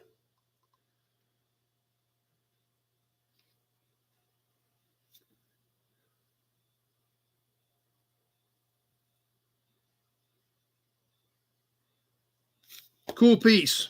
Like I said, I love aviation cans. They're just different. T6 Texan in 1946 for $50. Yeah. And you could buy Mustangs back then for like $2,500 as surplus. So, all right, we got working our way through here. Have you won before, Wall DC? I know you've been on for, but I don't remember if you bought a lot of stuff. So if that's your first one, congratulations. Is that your first win, Wall? I don't remember. Who's over the yard tour? We're going to do another yard tour here coming up pretty quick. And then, of course, April 20th, the Gathering of the Nobodies, April 20th. Hudson Badge. What do we got coming up next? Oh, something a little different. This is going to kind of fall in the badges and emblems section, but it's a little bit different. But that's kind of where I'm going to classify it as. It is cool. It's a great wall hanger. This is around 1940. And it's neat. I've got some stuff similar to this, so I've decided to go ahead and sell this one. Perfect. So this was Wall DC's first win, so that's awesome. Tractor Mike is in the house. Trying to pool our money. Our phone is about dead. We have a big group ready for the big consignment auction. Oh, that's right. I forgot. You're going to be at the big consignment auction out in Garden City for the next couple days. So, yeah, you guys will have to keep me posted. Are you stocked up on Bouche Latte for the auction this weekend, Tractor Mike? I think that's the question we all want to know. Is it a 3-day auction you're going to, Mike? I think it's a 3-day auction that Tractor Mike will be attending, which means it is going to take a massive amount of Bouche Latte to get through 3 days of auctions. So, of course, then they're going to have to remember what they bought, too, after that. So, yes, we will do some live stuff from the yard on the 20th, for sure, definitely. But this next piece, like I said, it kind of falls into it. It's not a hubcap, so I'm going to fall it into a badge or emblem because it's kind of, well, I guess it is a horn button, but it's a horn button with the ring. This is off of around a 1940-ish, 41-ish Buick. The whole thing, the ring and all. There's already 7 empty 30 packs on the ground. So they are primed up. Their shipping's included in that one, Wall DC. So this is a big horn button with the ring. Now, you can take the ring off. You can take the button off if you don't want to hang the whole ring. Eric at 15. Nice, bright, shiny chrome. There's a little bit of wonky. The ring's got a little wonky spot to it right there, but it is not broke. The center's pretty good. It's got some fading. It does have one crack right here in that ring. But kind of a cool piece. Tractor Mike at 20. Eric 15. Buick Man's 18. Alex at 30. Randy at 35. So Randy at 35 is the current high bidder. Let me give you the dimensions on this thing, and then we're going to get it on the timer. Like I said, you can take, come back here, you can take just the center ornament out if you didn't want to hang the whole ring. But if you were hanging this in your bar or your man cave, it's kind of a statement piece in and of itself. The overall diameter of the whole ring is just under 12 inches. It is about 11 5/8. Tractor Mike at 40. So a little under 12 inches on the overall diameter. And the center is about 5 1/8. So if you wanted to just take this out, it's just a tick over 5 inches. This came loose, though I did not take this off of a car, so I don't know if I've got a steering wheel for it or not.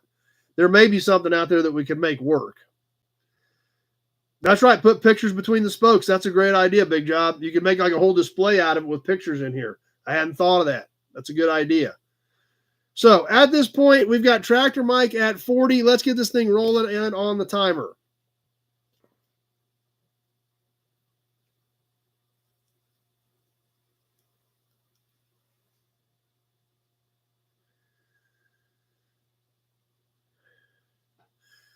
I think it's about a 40, maybe 41, something like that.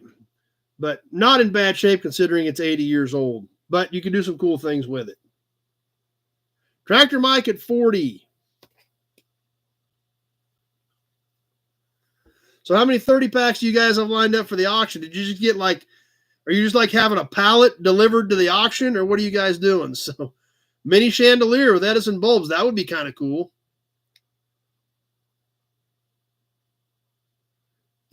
I tried, number one. I try to get a good mix of stuff.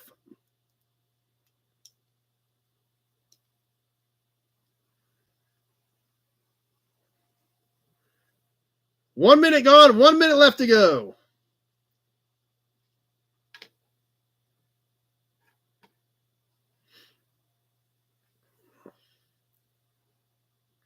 Who's new? That's right. That's always a good question, number one. I always forget to ask. Who's new to the stream tonight? Who's a new nobody?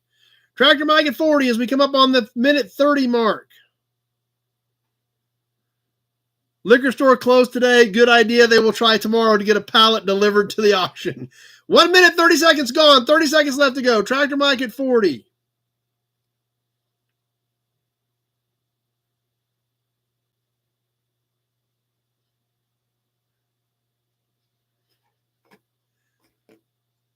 Coming up on the end of this one, Tractor Mike at 40.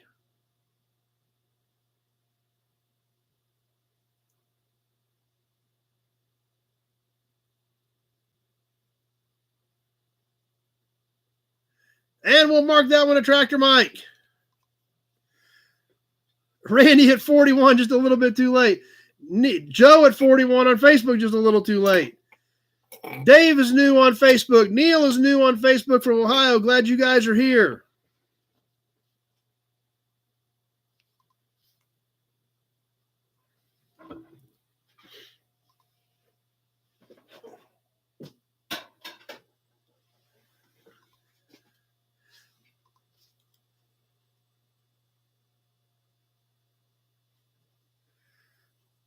Yeah, because those other two bids didn't pop up to right after I was done, so we'll figure it out later, Mike. No problem.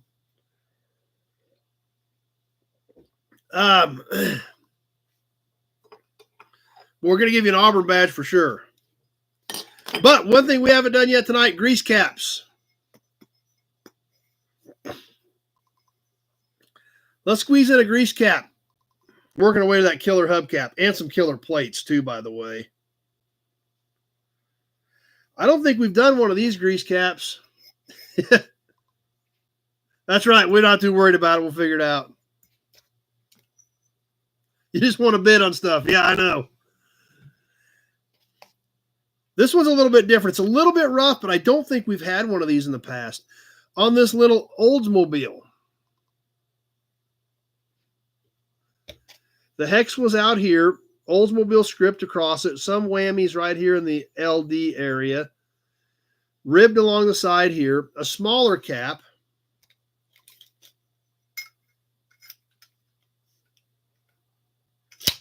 about 2 3/4 in diameter across the back. Eric at 30, and about 1 7/8 inches across the hex on this Oldsmobile. So kind of a unique little piece.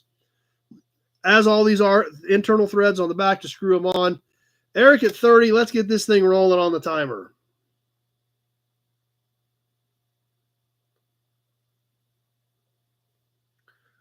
(1/24 40s die cast. We don't have any die cast tonight. We do have a couple of cool toys. Yes, it would go well with your valve cover.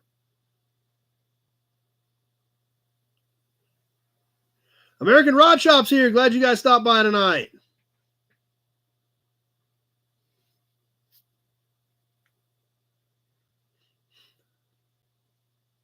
We got something different coming up that we haven't done anything like next. So I'm going to see what you guys think of this next piece. Calico at 31. Alex at 35.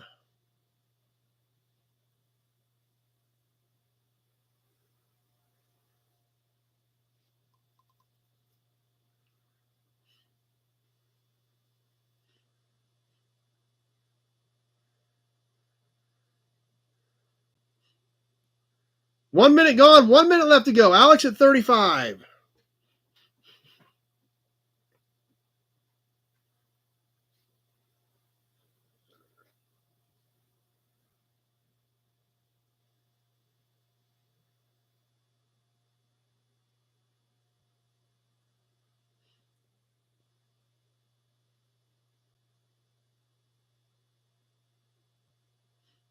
Ads. All right, we're going to stop. Perfect, because we're just about to hit 1:30. So we'll give ads a few seconds here.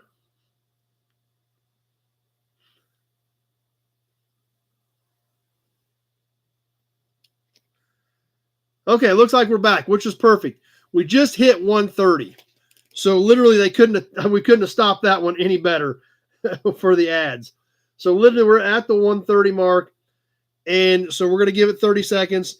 And we got Eric at 42. And here we go. 30 seconds left to go. Eric at 42.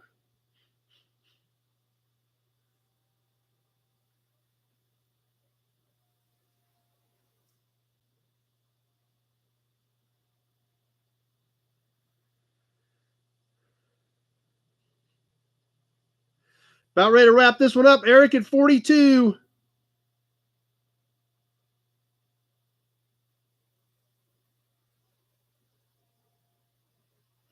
And that does it. Eric at 42.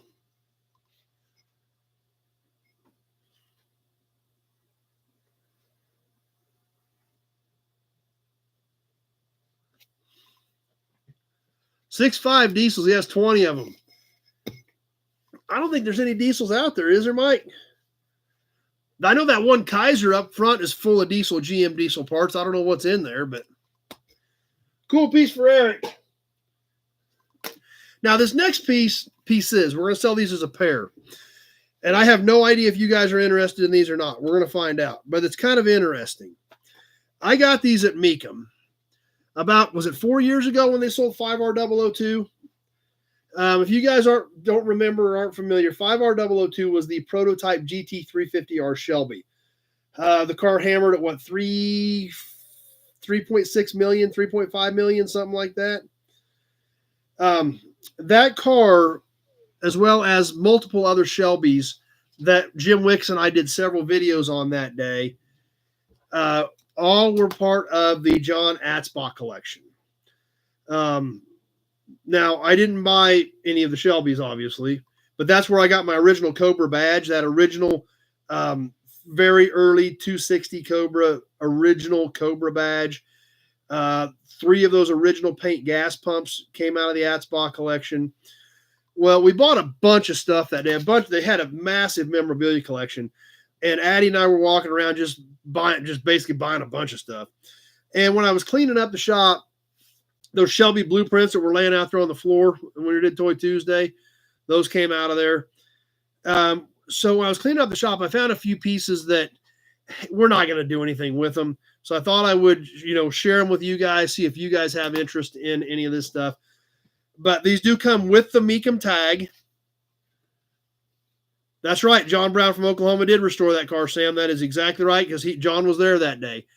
And in fact, he's actually working on Jim's Cobra right now, I think. So, but two pieces, these are selling together. Obviously, that was 5R002, those Shelbys.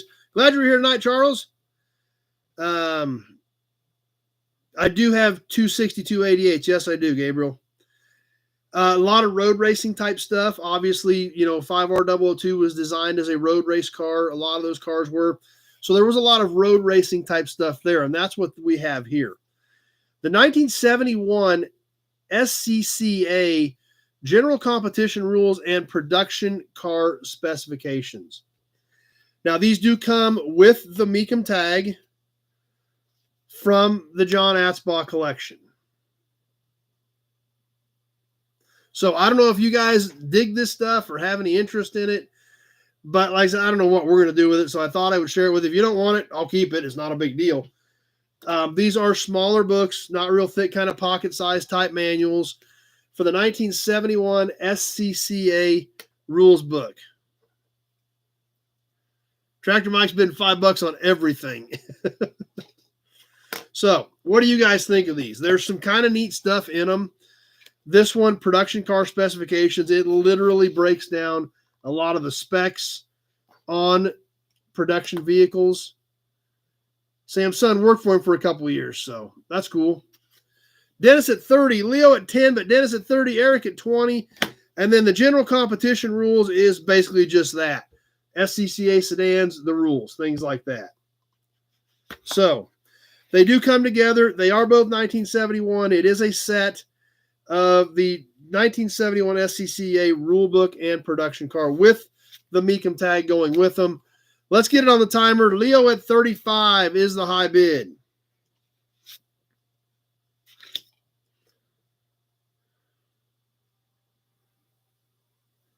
You just have to give me a call, Gabriel, and I'll get you on my list and check them. I don't remember off the top of my head.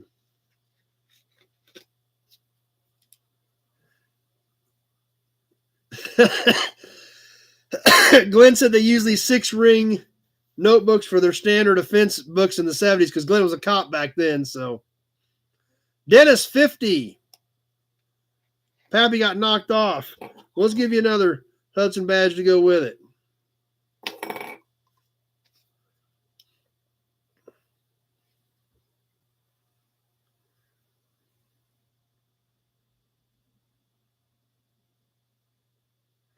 Coming up on the 1 minute mark, Dennis at 50. 1 minute gone, 1 minute left to go.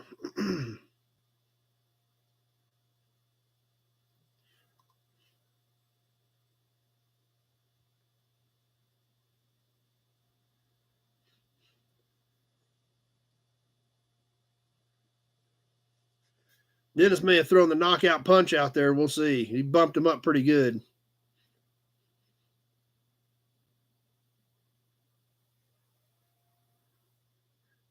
A minute 30's gone. A minute 30's gone. 30 seconds left to go. Dennis had 50.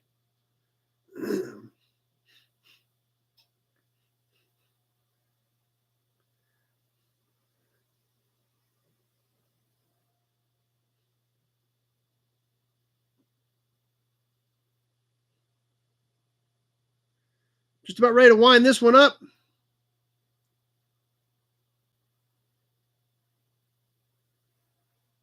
And that'll do it. Dennis's 50 was the knockout punch.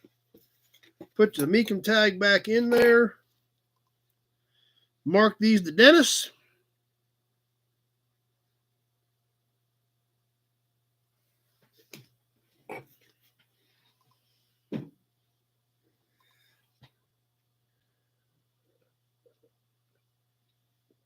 I do not have any of those, Mike, and I don't even want to ask why. All right, guys, are you ready for this? Are you guys ready to see this cap? It's awesome. It's beautiful. It's amazing. It's original, so it's got some dings and dents in it. But like I said, until I had mine in this hand and this one in this hand, I wasn't going to sell it. Well, I have done that. I know I've got it. So, therefore, I'm going to give you guys a shot at this one.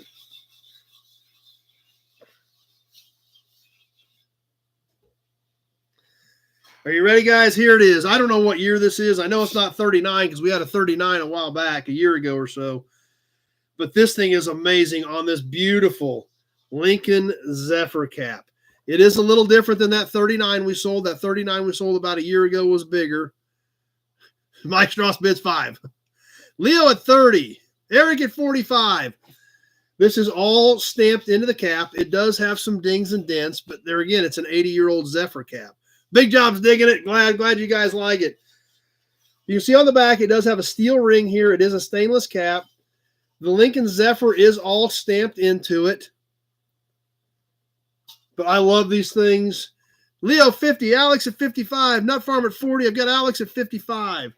Obviously, the embossed areas, excuse me, the stamped area was originally red. It does have traces of the original red paint still in them, but some of it is gone. So like I said, not sure on the year, but it is an original Lincoln Zephyr cap, and it's a beauty. Now you guys can see why I wasn't going to sell it until I had mine in my hand comparing it.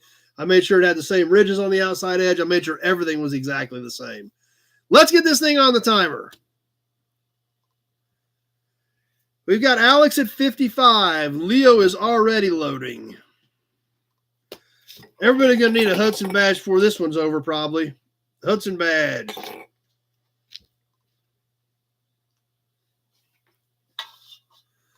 I love these things. They're so unique. You don't see them that often. And they're great pieces.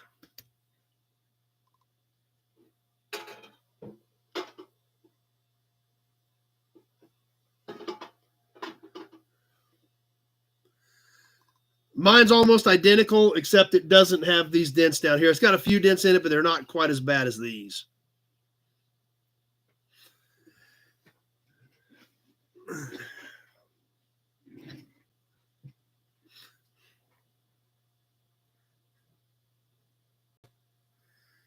And we're coming up on the 1 minute mark, and it has been crickets. 1 minute gone, 1 minute left to go. Alex at 55. So Kenny got the bigger one, the 39 we did about a year ago. Okay, because that did have a broader side to it.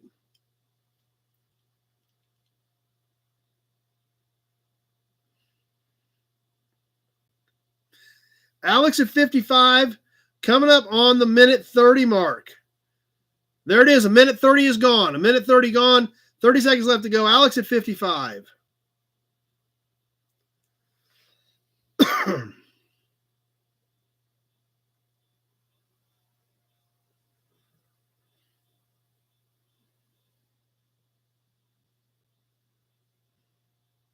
Just about ready to wrap it up. Alex at 55. Eric at 60. And that does it. Eric at 60. Alex came back at 65, 2 seconds too late.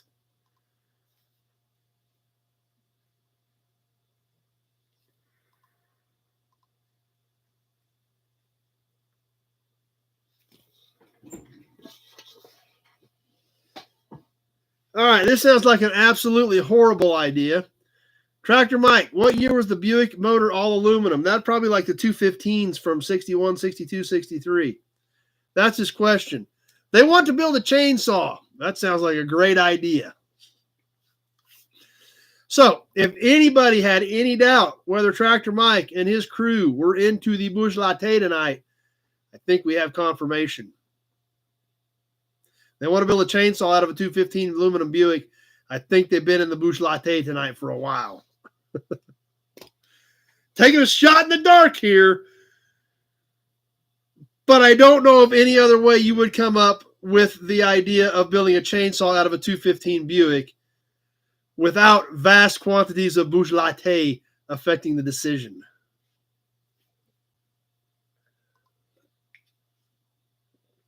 All right. Uber for Mike. They're probably at Mike's house, which is actually even worse because he's got all the equipment to do it. Let's catch another license plate, an early license plate. And then we'll get a few cans. We'll get this other toy. We got a lot of cool stuff to go yet tonight. Let's back this one up. 96 years to 1928. Kansas. T8715. So I believe this would be a Kansas truck plate from 1928. Original paint, original finish. It's a little bit rough. It's bent up a little bit. It does have some dents and damage, a few extra holes, but it is original paint. Pappy at 20. Yeah.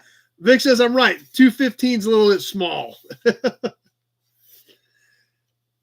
Brian at 25 on Facebook. This is 15 by about 5 3/8, so almost 15 by 5 3/8. Leo at 28. It does have character, and it's also got a great look to it. Alec at 30. Let's get this thing going on the timer on the 1928 Kansas plate.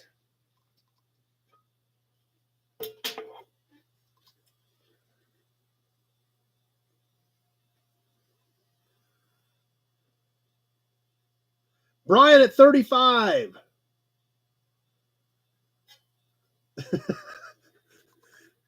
If Brian bids 25, we bid 26.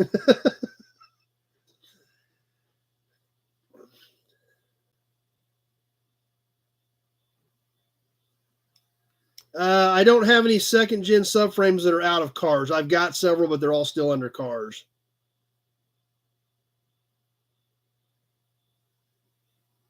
Days of Glory here with us.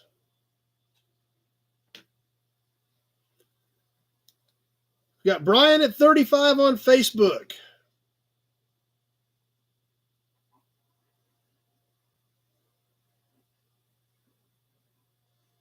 One minute gone, 1 minute left to go. Leo at 40.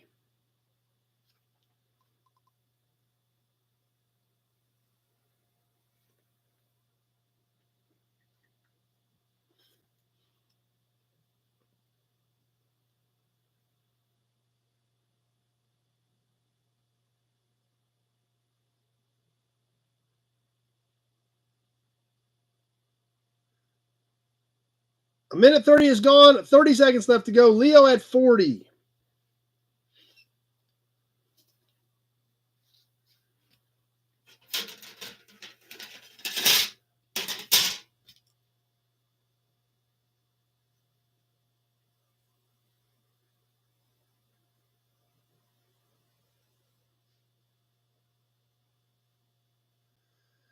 Leo at 40, about ready to wind this one up. And that does it. Leo at 40.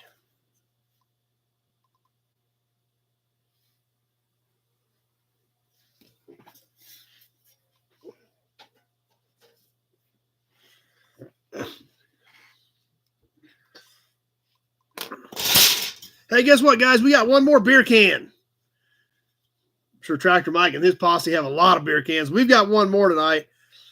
This one looks pretty aggressive.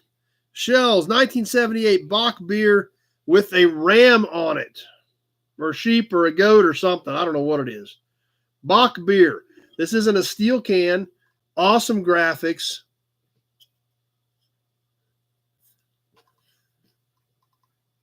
On this Shells Bach beer. Travis at 15. Waycamp is bidding for Mike now. It is a pop top. It is late 70s. They actually punched the bottom of this one as well. Actually, I bet I know what happened. Somebody probably shotgunned this thing. Because the top is open, the bottom is popped. I bet somebody shotgunned this thing and popped it so they could shotgun it. So maybe it did come from Tractor Mike's. I don't know, just saying. Nut Farm at 20. Let's get this thing on the timer.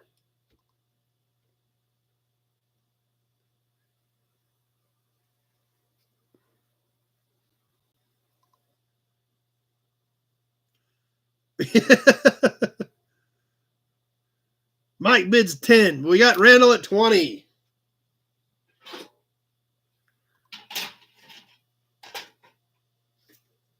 Justin at 21.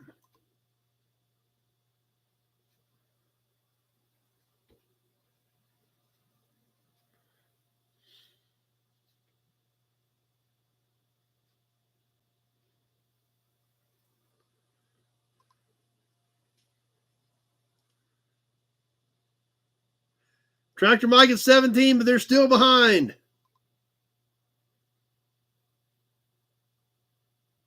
22 from Tractor Mike.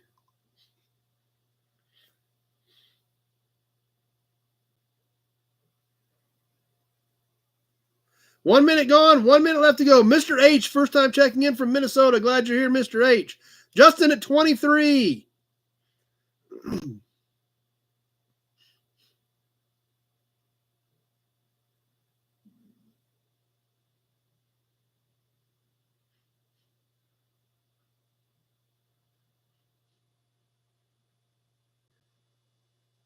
A minute 30's gone, 30 seconds left to go. Justin at 23 on the Ram's Head, whatever it is, beer. I don't know what it is, if it's a ram, a sheep, a goat, I don't know. But it's got cool graphics and it looks neat.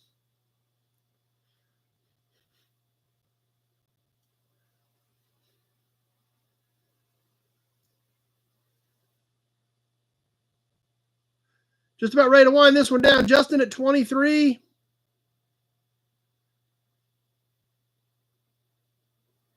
And that does it.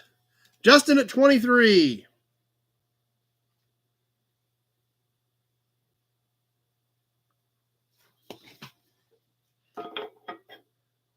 Randall's off by 30 seconds. Yeah, sometimes that happens.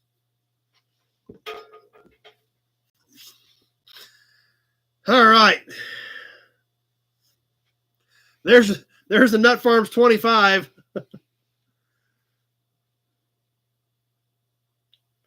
How about we do a different type of license plate now?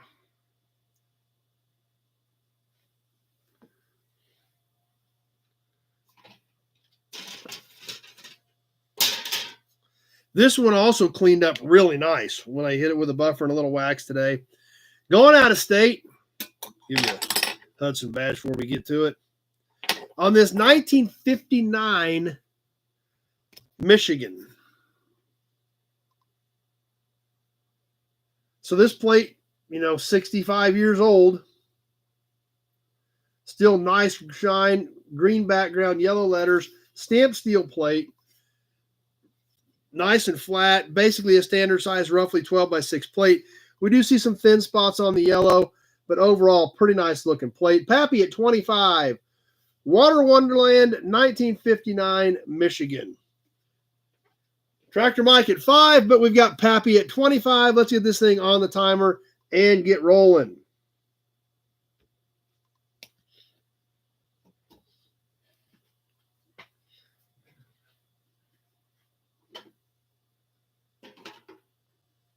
Travis at 27.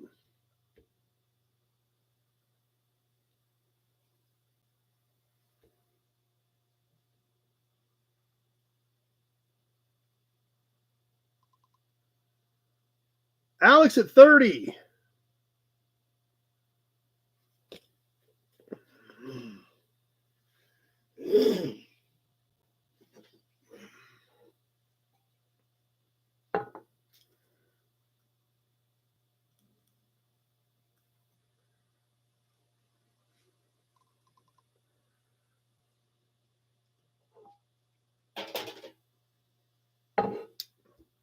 Travis at 32 as we come up on the 1 minute mark. 1 minute gone, 1 minute left to go. Travis at 32.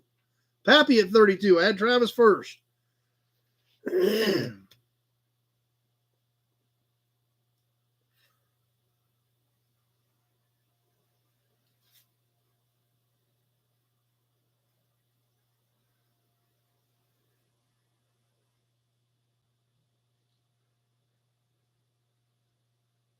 Coming up on the minute 30 mark. There's the minute 30 mark. 30 seconds left to go. Travis at 32.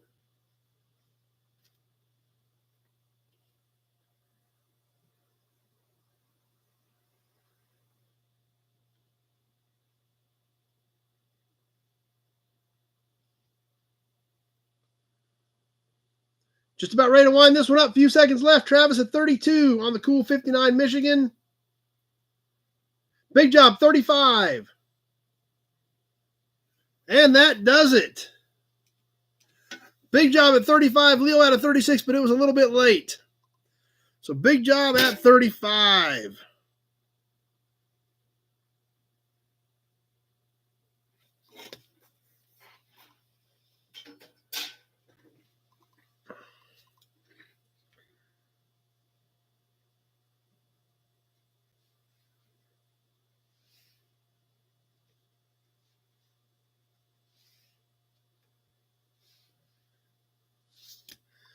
All right, let's do something else. We've done some of these in the past, but it's been a little while. These are a nice decorator piece the way they are, or they can be relidded and turned back into a quart. We've done a few of these flattened out cans before, and that's what this is. This is an early painted metal Quaker State that has been flattened out. Nice shine, good colors. This was a quart. It would have been rolled into a quart. You can roll these back up and relid them, or you can just mount them just the way it is. You can put them in a frame. You can screw them to the wall just the way they are. This one has good color, nice shine. Quaker State Oil Refining Corporation, Oil City, Pennsylvania, down here at the bottom. It has these cool drips on the sides on the graphics over here. Leo at 10. And on the back side, this is essentially just the inside of an oil can. Like I said, these can be relidded and saved, or can be displayed as is. Leo at 10. Let's get this thing rolling. Tractor Mike got his mandatory $5 bid in, so exhaust repair, that happened to a lot of them. You know, you're just kidding, but that happened to a lot of these back in the day. So, and we got ads. Let's give it a second here.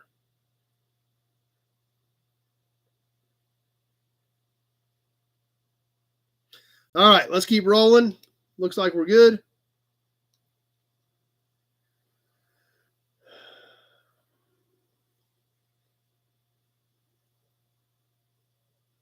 X-Ray Dean's here.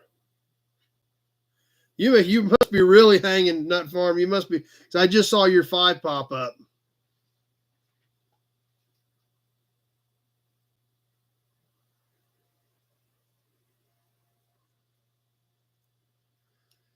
Nut Farm 11.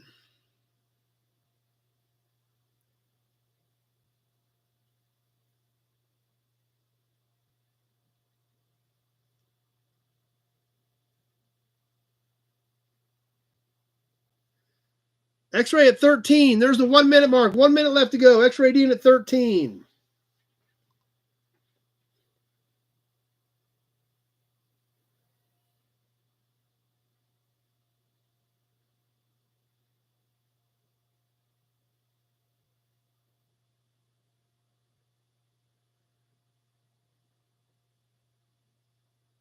Nut Farm's about 35 miles from there. Minute 30 gone, 30 seconds left to go. Tractor might bid 12 if he can use it for exhaust repair, but Austin at 15.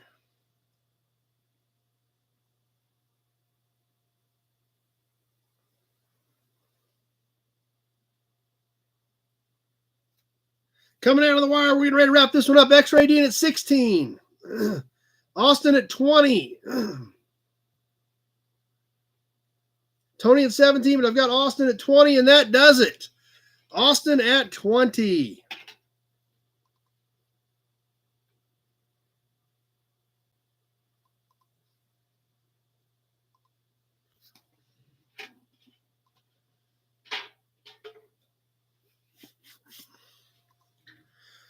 Okay, next piece. This piece is going to have $15 in shipping on it, but I think you guys will agree it's worth it.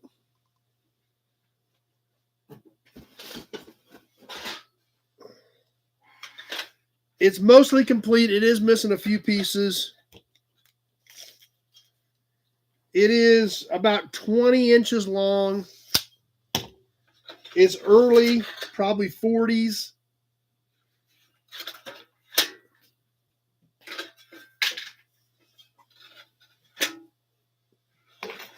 And here she is. Check this thing out.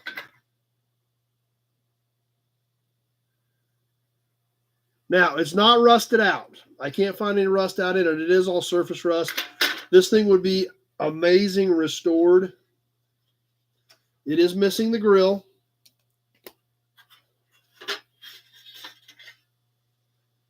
And it's missing the rear wheels.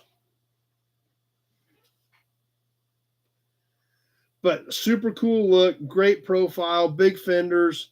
Tractor Mike bids 5. On the bottom, the front axle is there with the wheels. The rear axle is here, but is missing the wheels. So, yeah, I mean, you could kind of polish it out the way it is if you wanted to display it. You can restore it. It is fairly straight. It's not, beat up, bent up, stepped on, smashed. Wyandottes a good guess, but I don't know for sure. So, on this killer 40s era all metal stake truck, check out the rear fenders on it, the teardrop style rear fenders. A little bit rough, but still a pretty cool piece. $15 shipping on this one. Well, if there's any interest, I don't know. There's nobody. There must not be much interest in it. I thought it was cooler than this.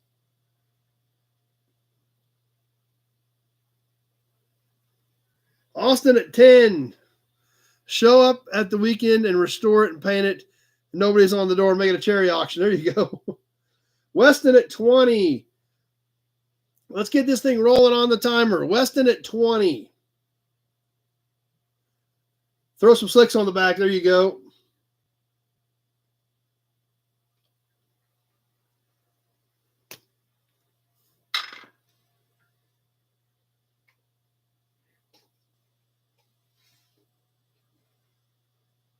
So we're live. We're on the timer and we're rolling.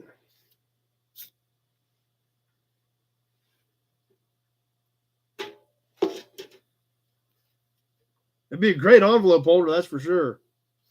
Try that and see real quick. See? Just like that.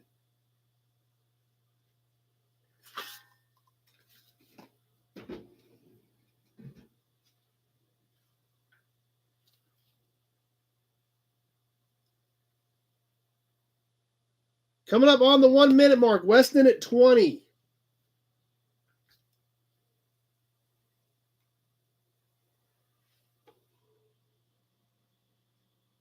One minute gone, 1 minute left to go. Austin McCoy at 22.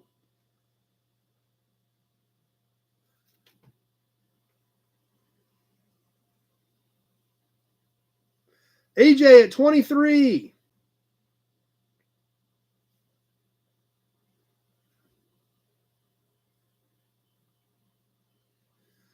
Minute 30's gone, 30 seconds left to go. EJ at 23. Travis at 25.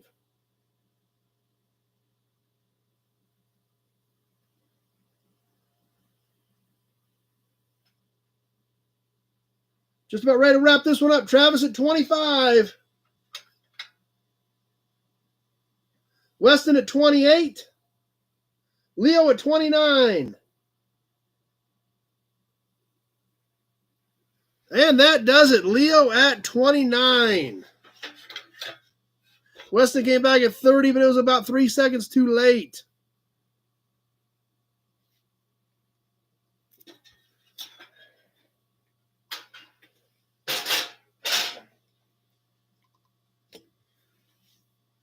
All right, what else we got coming up?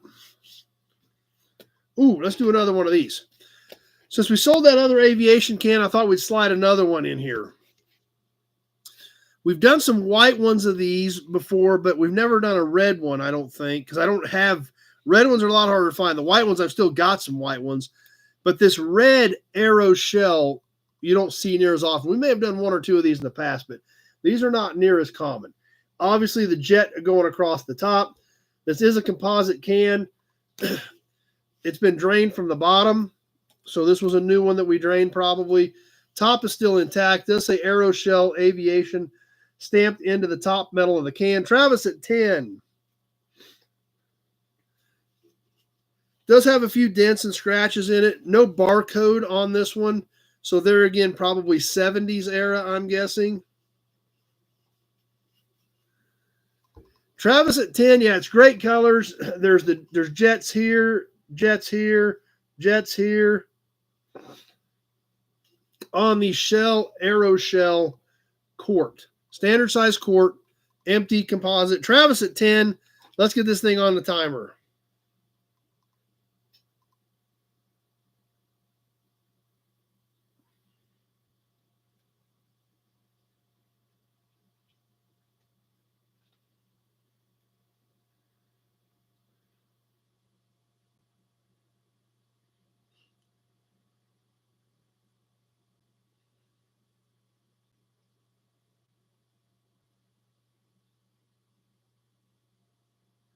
Taken away on the arrow shell. Travis at 10.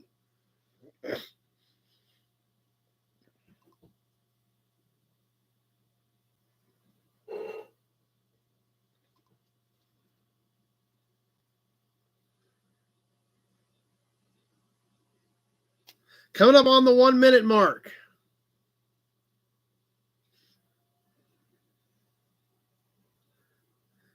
One minute gone, 1 minute left to go.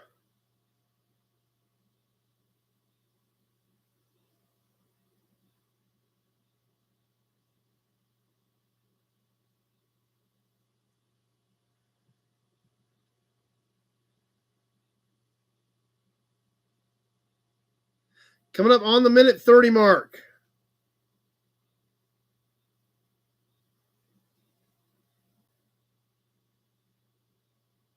And there it is. A minute 30 gone, 30 seconds left to go. Travis is going to sneak this one out here for 10. EJ at 15.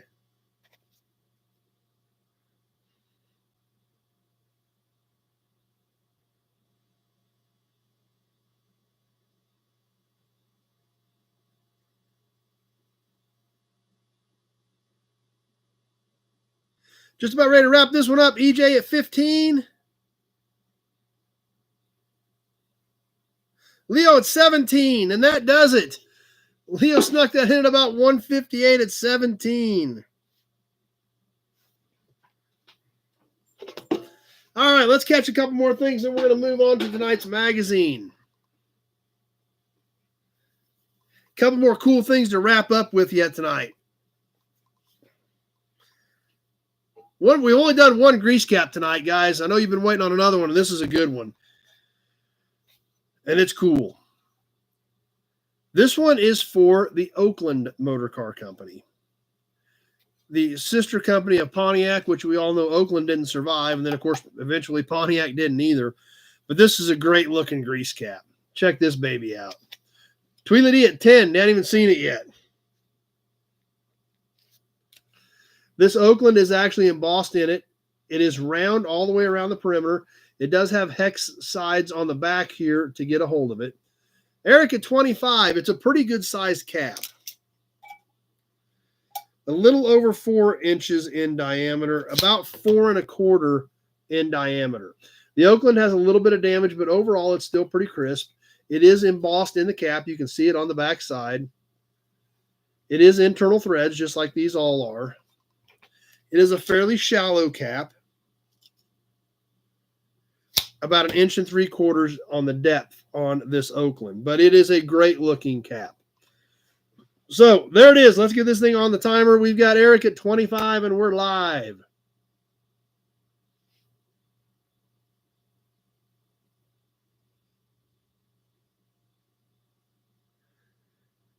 And here we go. Nut Farm at 30.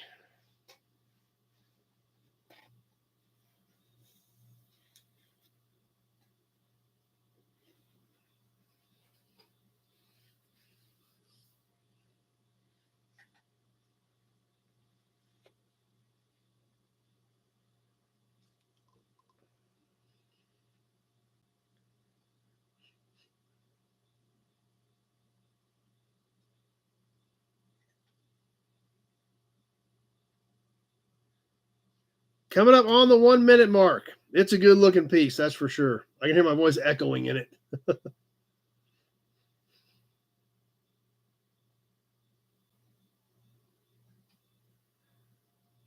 One minute gone, 1 minute left to go.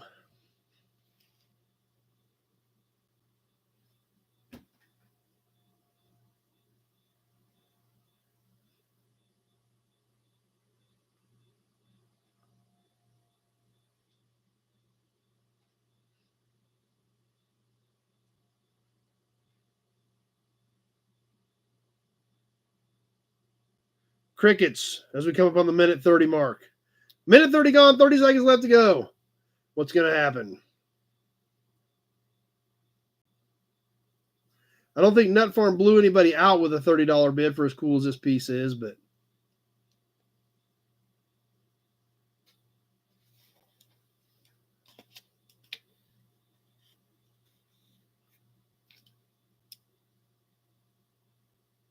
Coming up on the end of this one, Pete 41.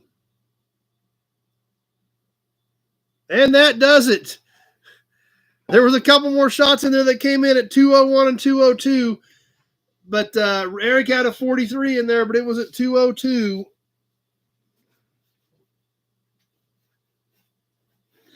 So Pete got that one knocked down just barely. Boy, that one got interesting. I kind of figured it might, for as cool as that one was.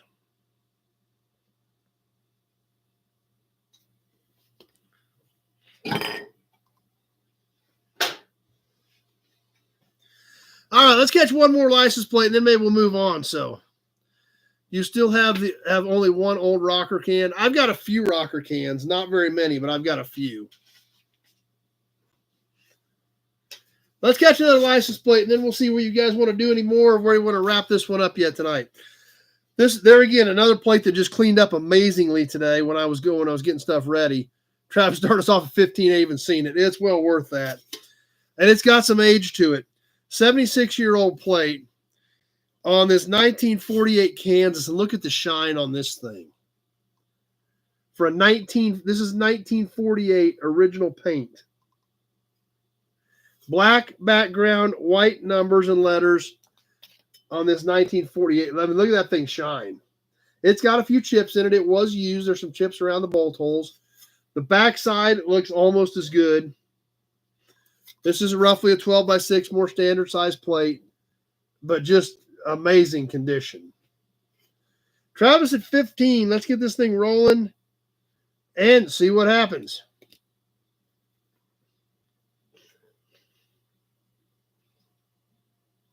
Nick at 20.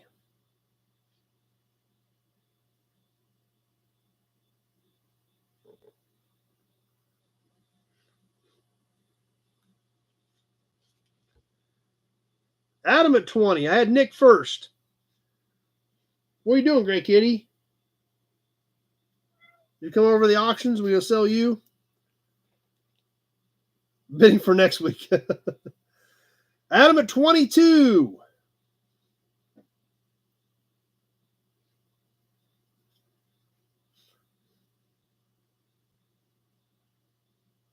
Leo at 24.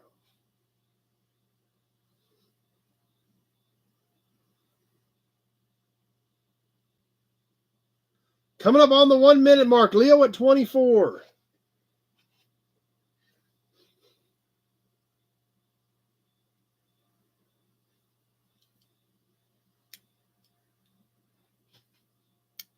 Minute passed, minute left to go. Just under a minute left on this one, coming up on that minute 30 mark.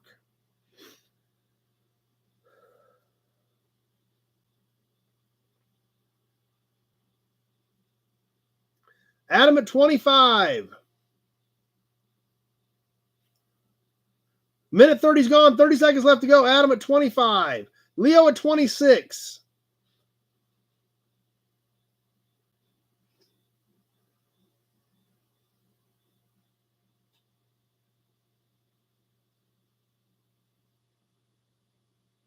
Getting close to the end, about ready to wrap this one up. Leo at 26. Big Job at 33. And that does it. Big Job slid that one in there. Big Job at 33. Good shot.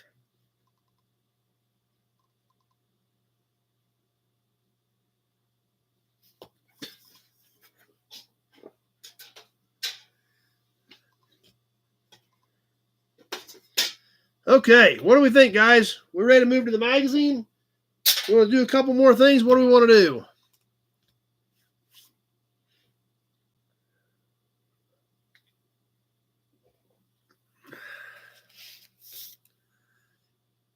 Austin wants to do a few more. Let's have a Hudson badge while we're thinking about it. EJ wants to do another can. Pete wants more. Everybody wants more. Okay, we'll do a couple more. And in fact, I got a couple cans laying here. Maybe we'll just do a couple cans.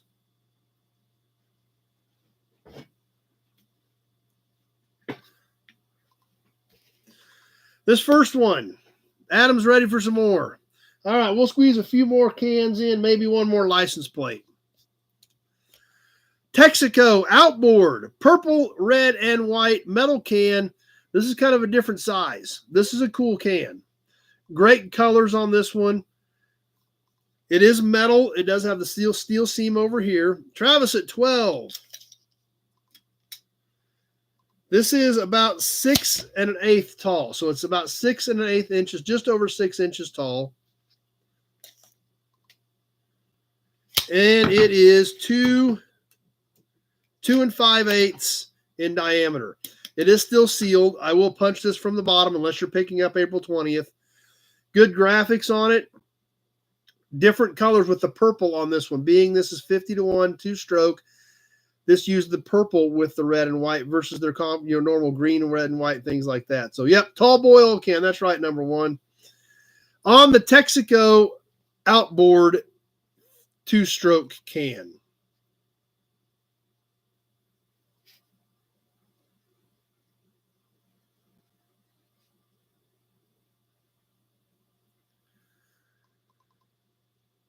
All right, Travis at 12.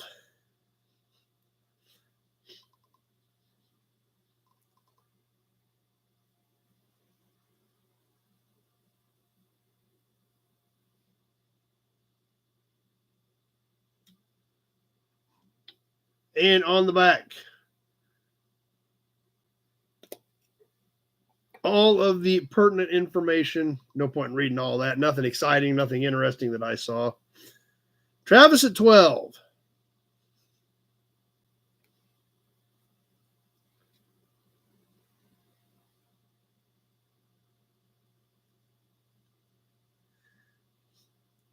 Coming up on the 1 minute mark. 1 minute gone, 1 minute left to go.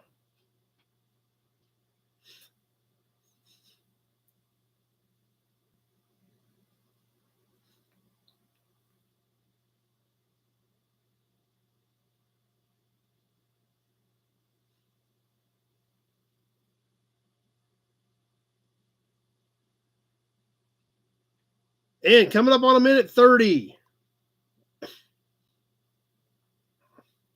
Minute 30 gone, 30 seconds left to go. Travis at 12.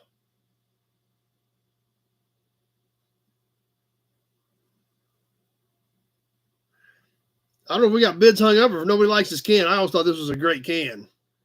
Tweedledee at 15. Coming down to the end. We don't have much time left. We'll see if there's any snipers out there. Leo 16. Austin at 16. Adam at 15. Leo at 16 is who I ended up with at the 2 minute mark. Leo at 16.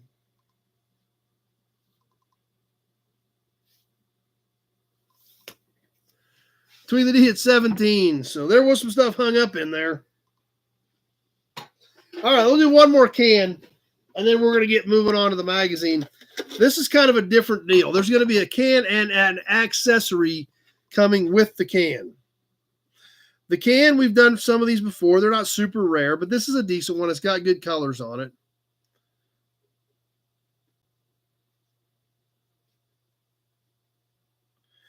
So I'm sure you've remember seeing these. This one does look pretty good. It's got the good, nice Pegasus on it. This does have some dents in it. It is an aluminum can. Dented over here. There's the factory seam. The reason that I chose this can was because when it was used, it was punched out. We see the Arctic still on it. That's what's going with this one. You're going to get a spout with it. Now, this spout is not the exact same size as the hole, but the way the spout sits, you can still see the Pegasus. You can still see the mobile oil. Something kind of different. Tweedledee at 20. So you're getting the spout and the quart. Let's get this thing on the timer. Tweedledee at 20. Now, and when you display this, you'll have to put some weight in the bottom of the can because the spout will tip it over. Randy at 25.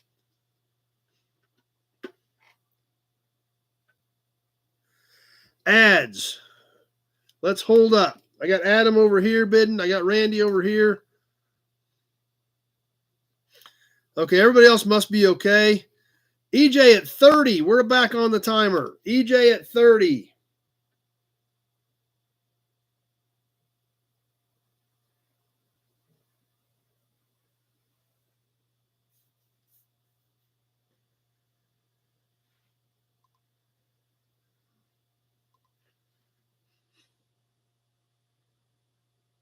As we're working our way towards that 1 minute point.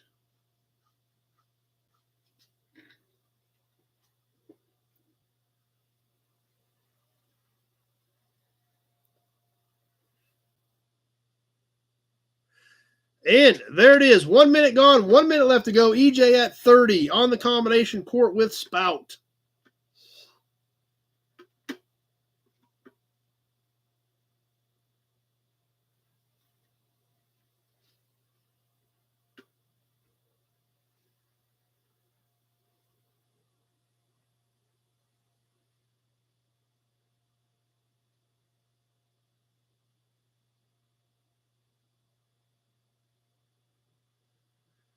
Minute 30 gone. 30 seconds left to go.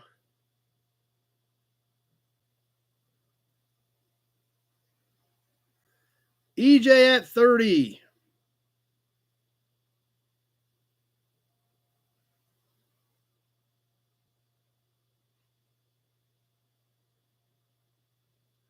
Just about ready to wrap this one up. EJ at 40. Travis at 36. EJ at 40. And that does it. Travis's 41 came in just a second late. Leo's 41 came in a second late. They were swinging, but it was 2:01. EJ at 40 at the 2:00 minute. Austin has the same can with the same spout. That's cool. A nickel for every time you punch one of them with spout. Yeah, I bet so. Inco, I don't see a lot of Inco in my area. So let's mark this one to EJ at 40.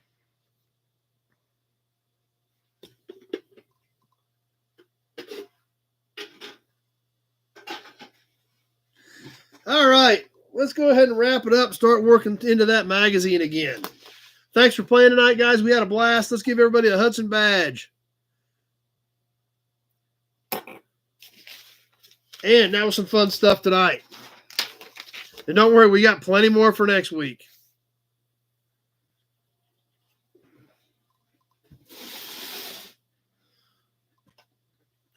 Okay.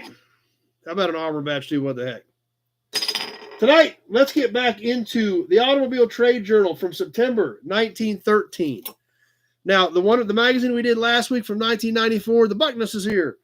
There is still some cool stuff in that we want to catch. So we will wrap that one up. Next week, I thought we would jump back to the 1913 magazine tonight.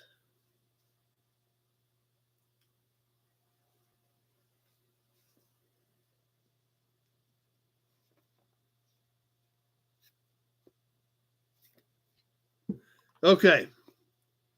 I did get that stuff, Bill. I'll look at it later when I get time. So 1913, September, the Automobile Trade Journal. Let's check out a few things that was going on 110 years ago in our industry. Yep. As crazy as that is. We still got Kevin's business card right in there saving our page. So let's start checking out a few more of these things in this magazine, and then we'll get ready to wind things up tonight. So it's been a few weeks since we looked at this one. Let's check it out.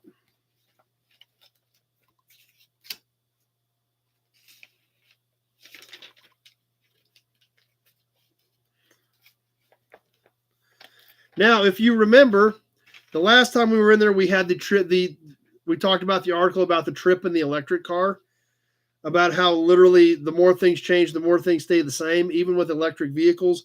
Literally, the article we looked at 2 weeks ago was the exact same thing we read about electric vehicles today. This was just in 1913. So, big jobs.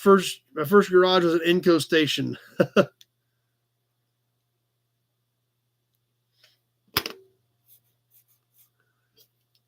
Perfect, Austin. Appreciate that. Yeah, the stories this book can tell, there's no doubt about it. So let's move on and catch a few more pages yet tonight. Electric light and starter tests.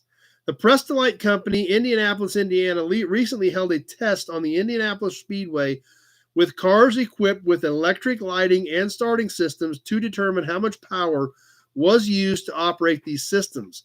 It claimed that the result of these tests show that from 5% to 12% of the fuel fed into the engine of an electric lighted car is consumed by the electrical apparatus. The method of testing involved disconnecting the main gasoline line and attaching to the carburetor a special line and testing can.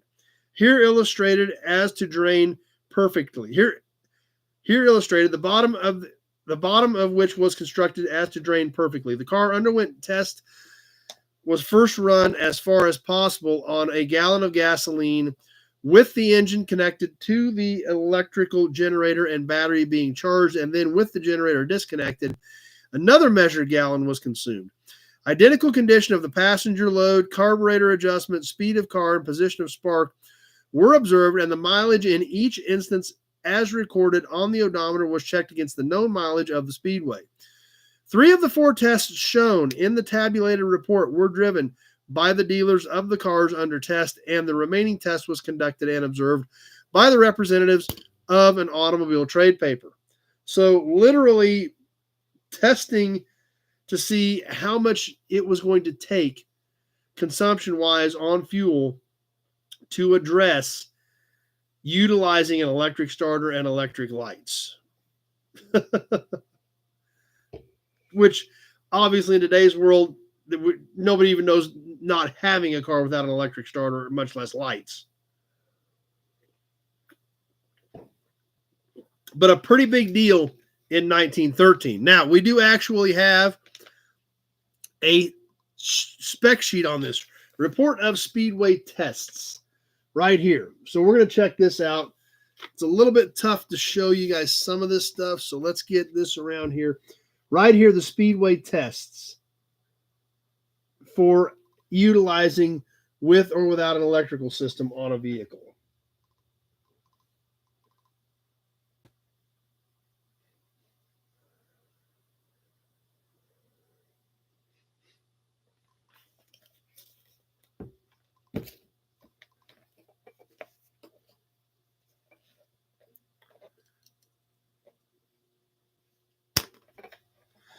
So what else was happening in 1913? The Metropolitan SAE dinner, the Metropolitan section of the Society of Automobile Engineers, held a shore dinner at Edwards Beach Hill Hotel, Rye Beach, New York on August 8th. About 30 members were present. That made the news. Chicago bars bright lights. Through a specially enacted ordinance, Chicago has put the ban on automobile headlights that are so bright as to blind or dazzle. Violations will mean a fine ranging from $5 to $50 per offense. That's right, Nutform. That's exactly what I was thinking. For 4 LEDs. Now some of this stuff, these lights that people have on these trucks, if they have them on, you can't see. Period. They're that bright. So there again, the more things change, the more they stay the same. Chicago was dealing with that in 1913 and writing tickets for offenses, and we're still dealing with it today. St. Louis garage statute troubles. Many garage owners of St. Louis, Missouri have entered protests against the enforcement of the statute, which compels owners of public garages to secure a permit from the municipal assembly. So you just had to license your garage, basically, the way it sounds. Proof of tire efficiency. The efficiency of the Lee puncture-proof tire was demonstrated when a railroad spike was removed from a tire on the car of Fire Chief Healy of Denver, Colorado. The driver of the car certified that the spike was entered the center of the tread and was deflected by the steel discs and emerged at the edge of the tire, but caused no puncture.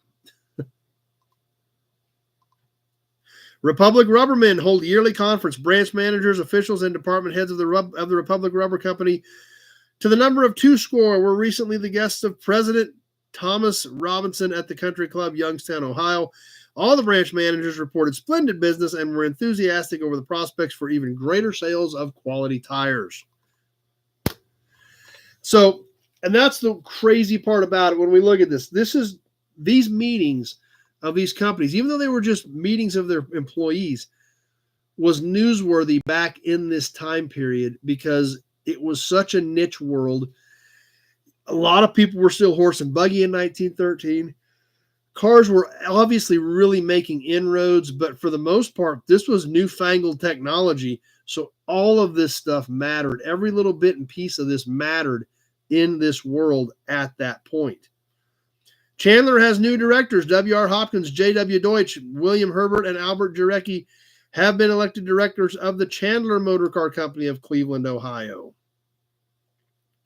A new limousine body. A new limousine whose distinctive feature is that the roof can be opened without removing the sides has been brought out by Henry Labordette of Paris. Low steel prices bring increased sales. Prices of steel continue to stay low below normal, and as a result, many sales have been recorded. The railroads are building several large bridges, and numerous orders for steel cars have been made. So there again, all this stuff. The Hudson Motor Car Company, Detroit, Michigan, declared a dividend of $1 million at the directors' meeting August 6th. A dividend of $1 million to be paid out to stockholders. Wow, that was pretty big numbers back in 1913.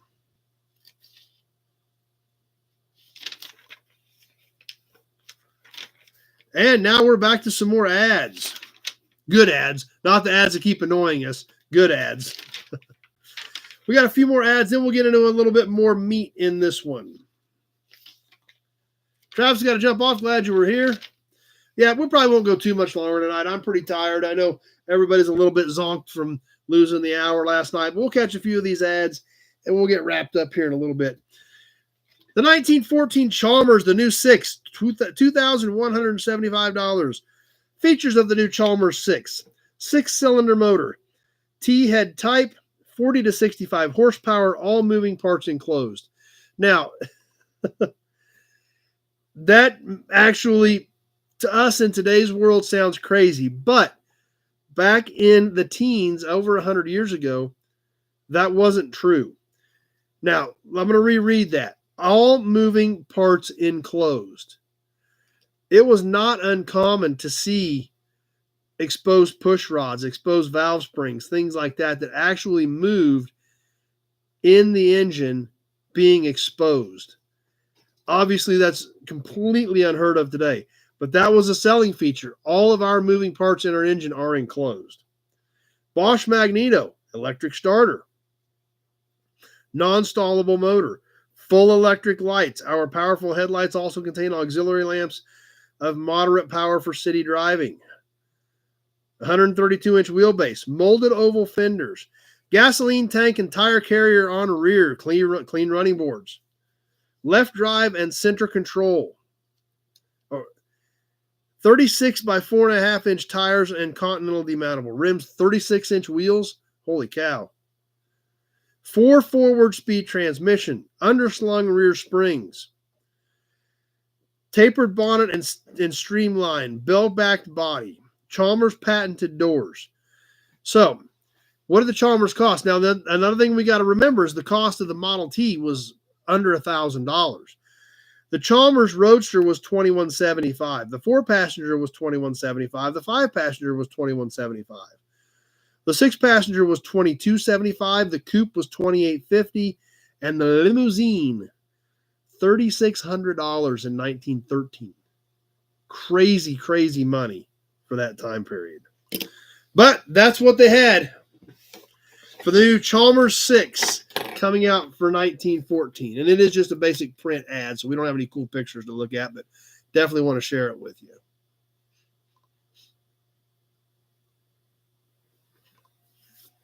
The next page is the page for the Automobile Trade Journal. The General Index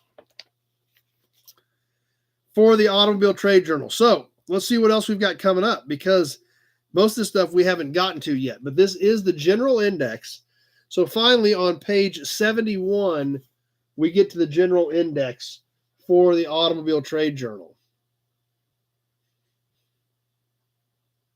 So what is coming up as we work our way through this awesome magazine? Now, we've looked at this much. we have this much to go.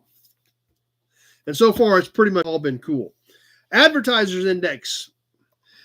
Avery 1 and 5-ton trucks. I'm not even sure what this word is. Biotigo, a combination of the automobile and motorcycle. Brockway 2-cycle air-cooled commercial car. Tools 2-cycle air-cooled commercial car. Buyer's Index of reading and advertising pages.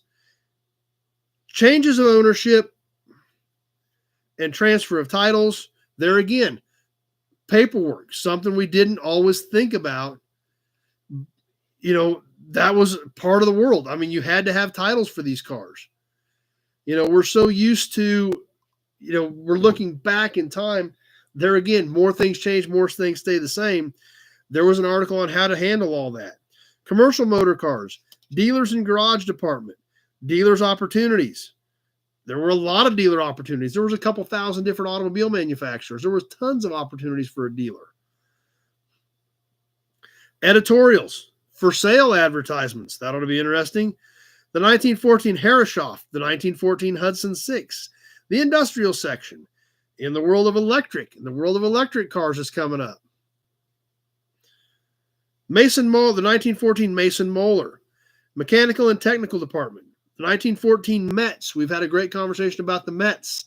And our good friend Glenn on here actually has worked on a Mets. So, kind of interesting.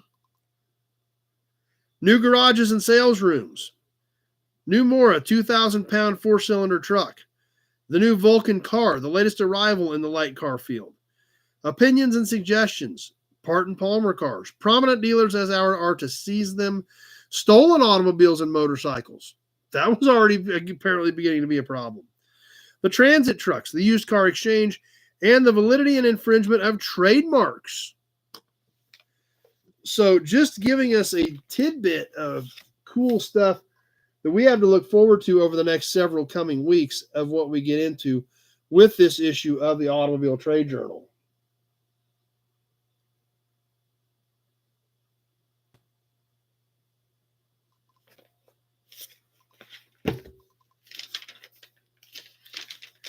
And as a matter of fact, I think before we get anywhere past that and keep going any further, I think we'll go ahead and get ready to wind things up. We're coming up on 2:45. I know I'm getting tired. I'm sure you guys are getting tired. 67 Chevy RV. They turned it into a truck. Yeah, I don't know where you're at, Robert, but sounds interesting. So I think we'll go ahead and re-bookmark where we're at in the 1913 Automobile Trade Journal. We obviously will definitely get back to it. We'll stick Kevin's card right back in there. Oh, you're in California. Okay. We got Kevin's card marking our spot. Yeah, we're 2:45 in. It's probably about time to start winding things down. We'll catch a few more things, go over a few more details, and then get ready to wind things up tonight. This week's videos, obviously, we'll get some new inventory up for you. Tuesday night is going to be a crapshoot. Depending on whether I get to Pioneer Village. So I will throw up a post as to whether or not it looks like Tuesday is going to work to do Toy Tuesday. If not, we'll catch it the following week, but we'll see what happens as to what I can get scheduled to go to Minden for Pioneer Village. And we'll kind of play that by ear. So Glenn wants to buy the book. I don't want to sell. Like I told you guys, I was going to sell it. I was literally going to throw it in the auction. I told Addie to check it out and see if it was something we want to keep. She had it for about 2 minutes and she flipped through a few things. She's like, this isn't going anywhere. We're not selling this. So I think it's a keeper. So Tuesday night, Toy Tuesday will be up in the air, depending on whether I get to Minden, whether I can do something from maybe if I'm on the road, I don't know. But I will throw up a post sometime Tuesday prior to 7 o'clock, hopefully around 4 or 5 or 6, something like that, at least an hour or two out, so you guys know whether or not we're going to be going on Tuesday night. Hudson Badge. But we will definitely be getting some new inventory videos up this week. And then Glenn's still going, I just still don't think I want to sell it. It's great. And we're going to share some more of it with all of you. We'll probably wrap up that one from 1994, 80 years newer, next week. So there's some cool stuff in that. And then we'll be back on this. We're going to spend several weeks on this, obviously. This thing is like 300 pages. There's a lot of killer stuff in here to check out. So we're going to work our way through it. Do a short on your day. Yep, and that's a possibility as well. We'll see how things shake out. Like I said, I've got to see if I can make all this work. Depending on how this week goes, I'm going to get the package in tomorrow, try to get ahead of a little bit. I've got a couple of bigger shipments going out freight. I'm going to try to get those out of here tomorrow. They're mostly done. I just got to get them buttoned up, get the paperwork done, get those on freight trucks. So I've got some stuff I got to get done tomorrow. Hopefully we can make all this work and I can get up there. I need to get that done for all of you guys. I've got your money here. It needs to go to them.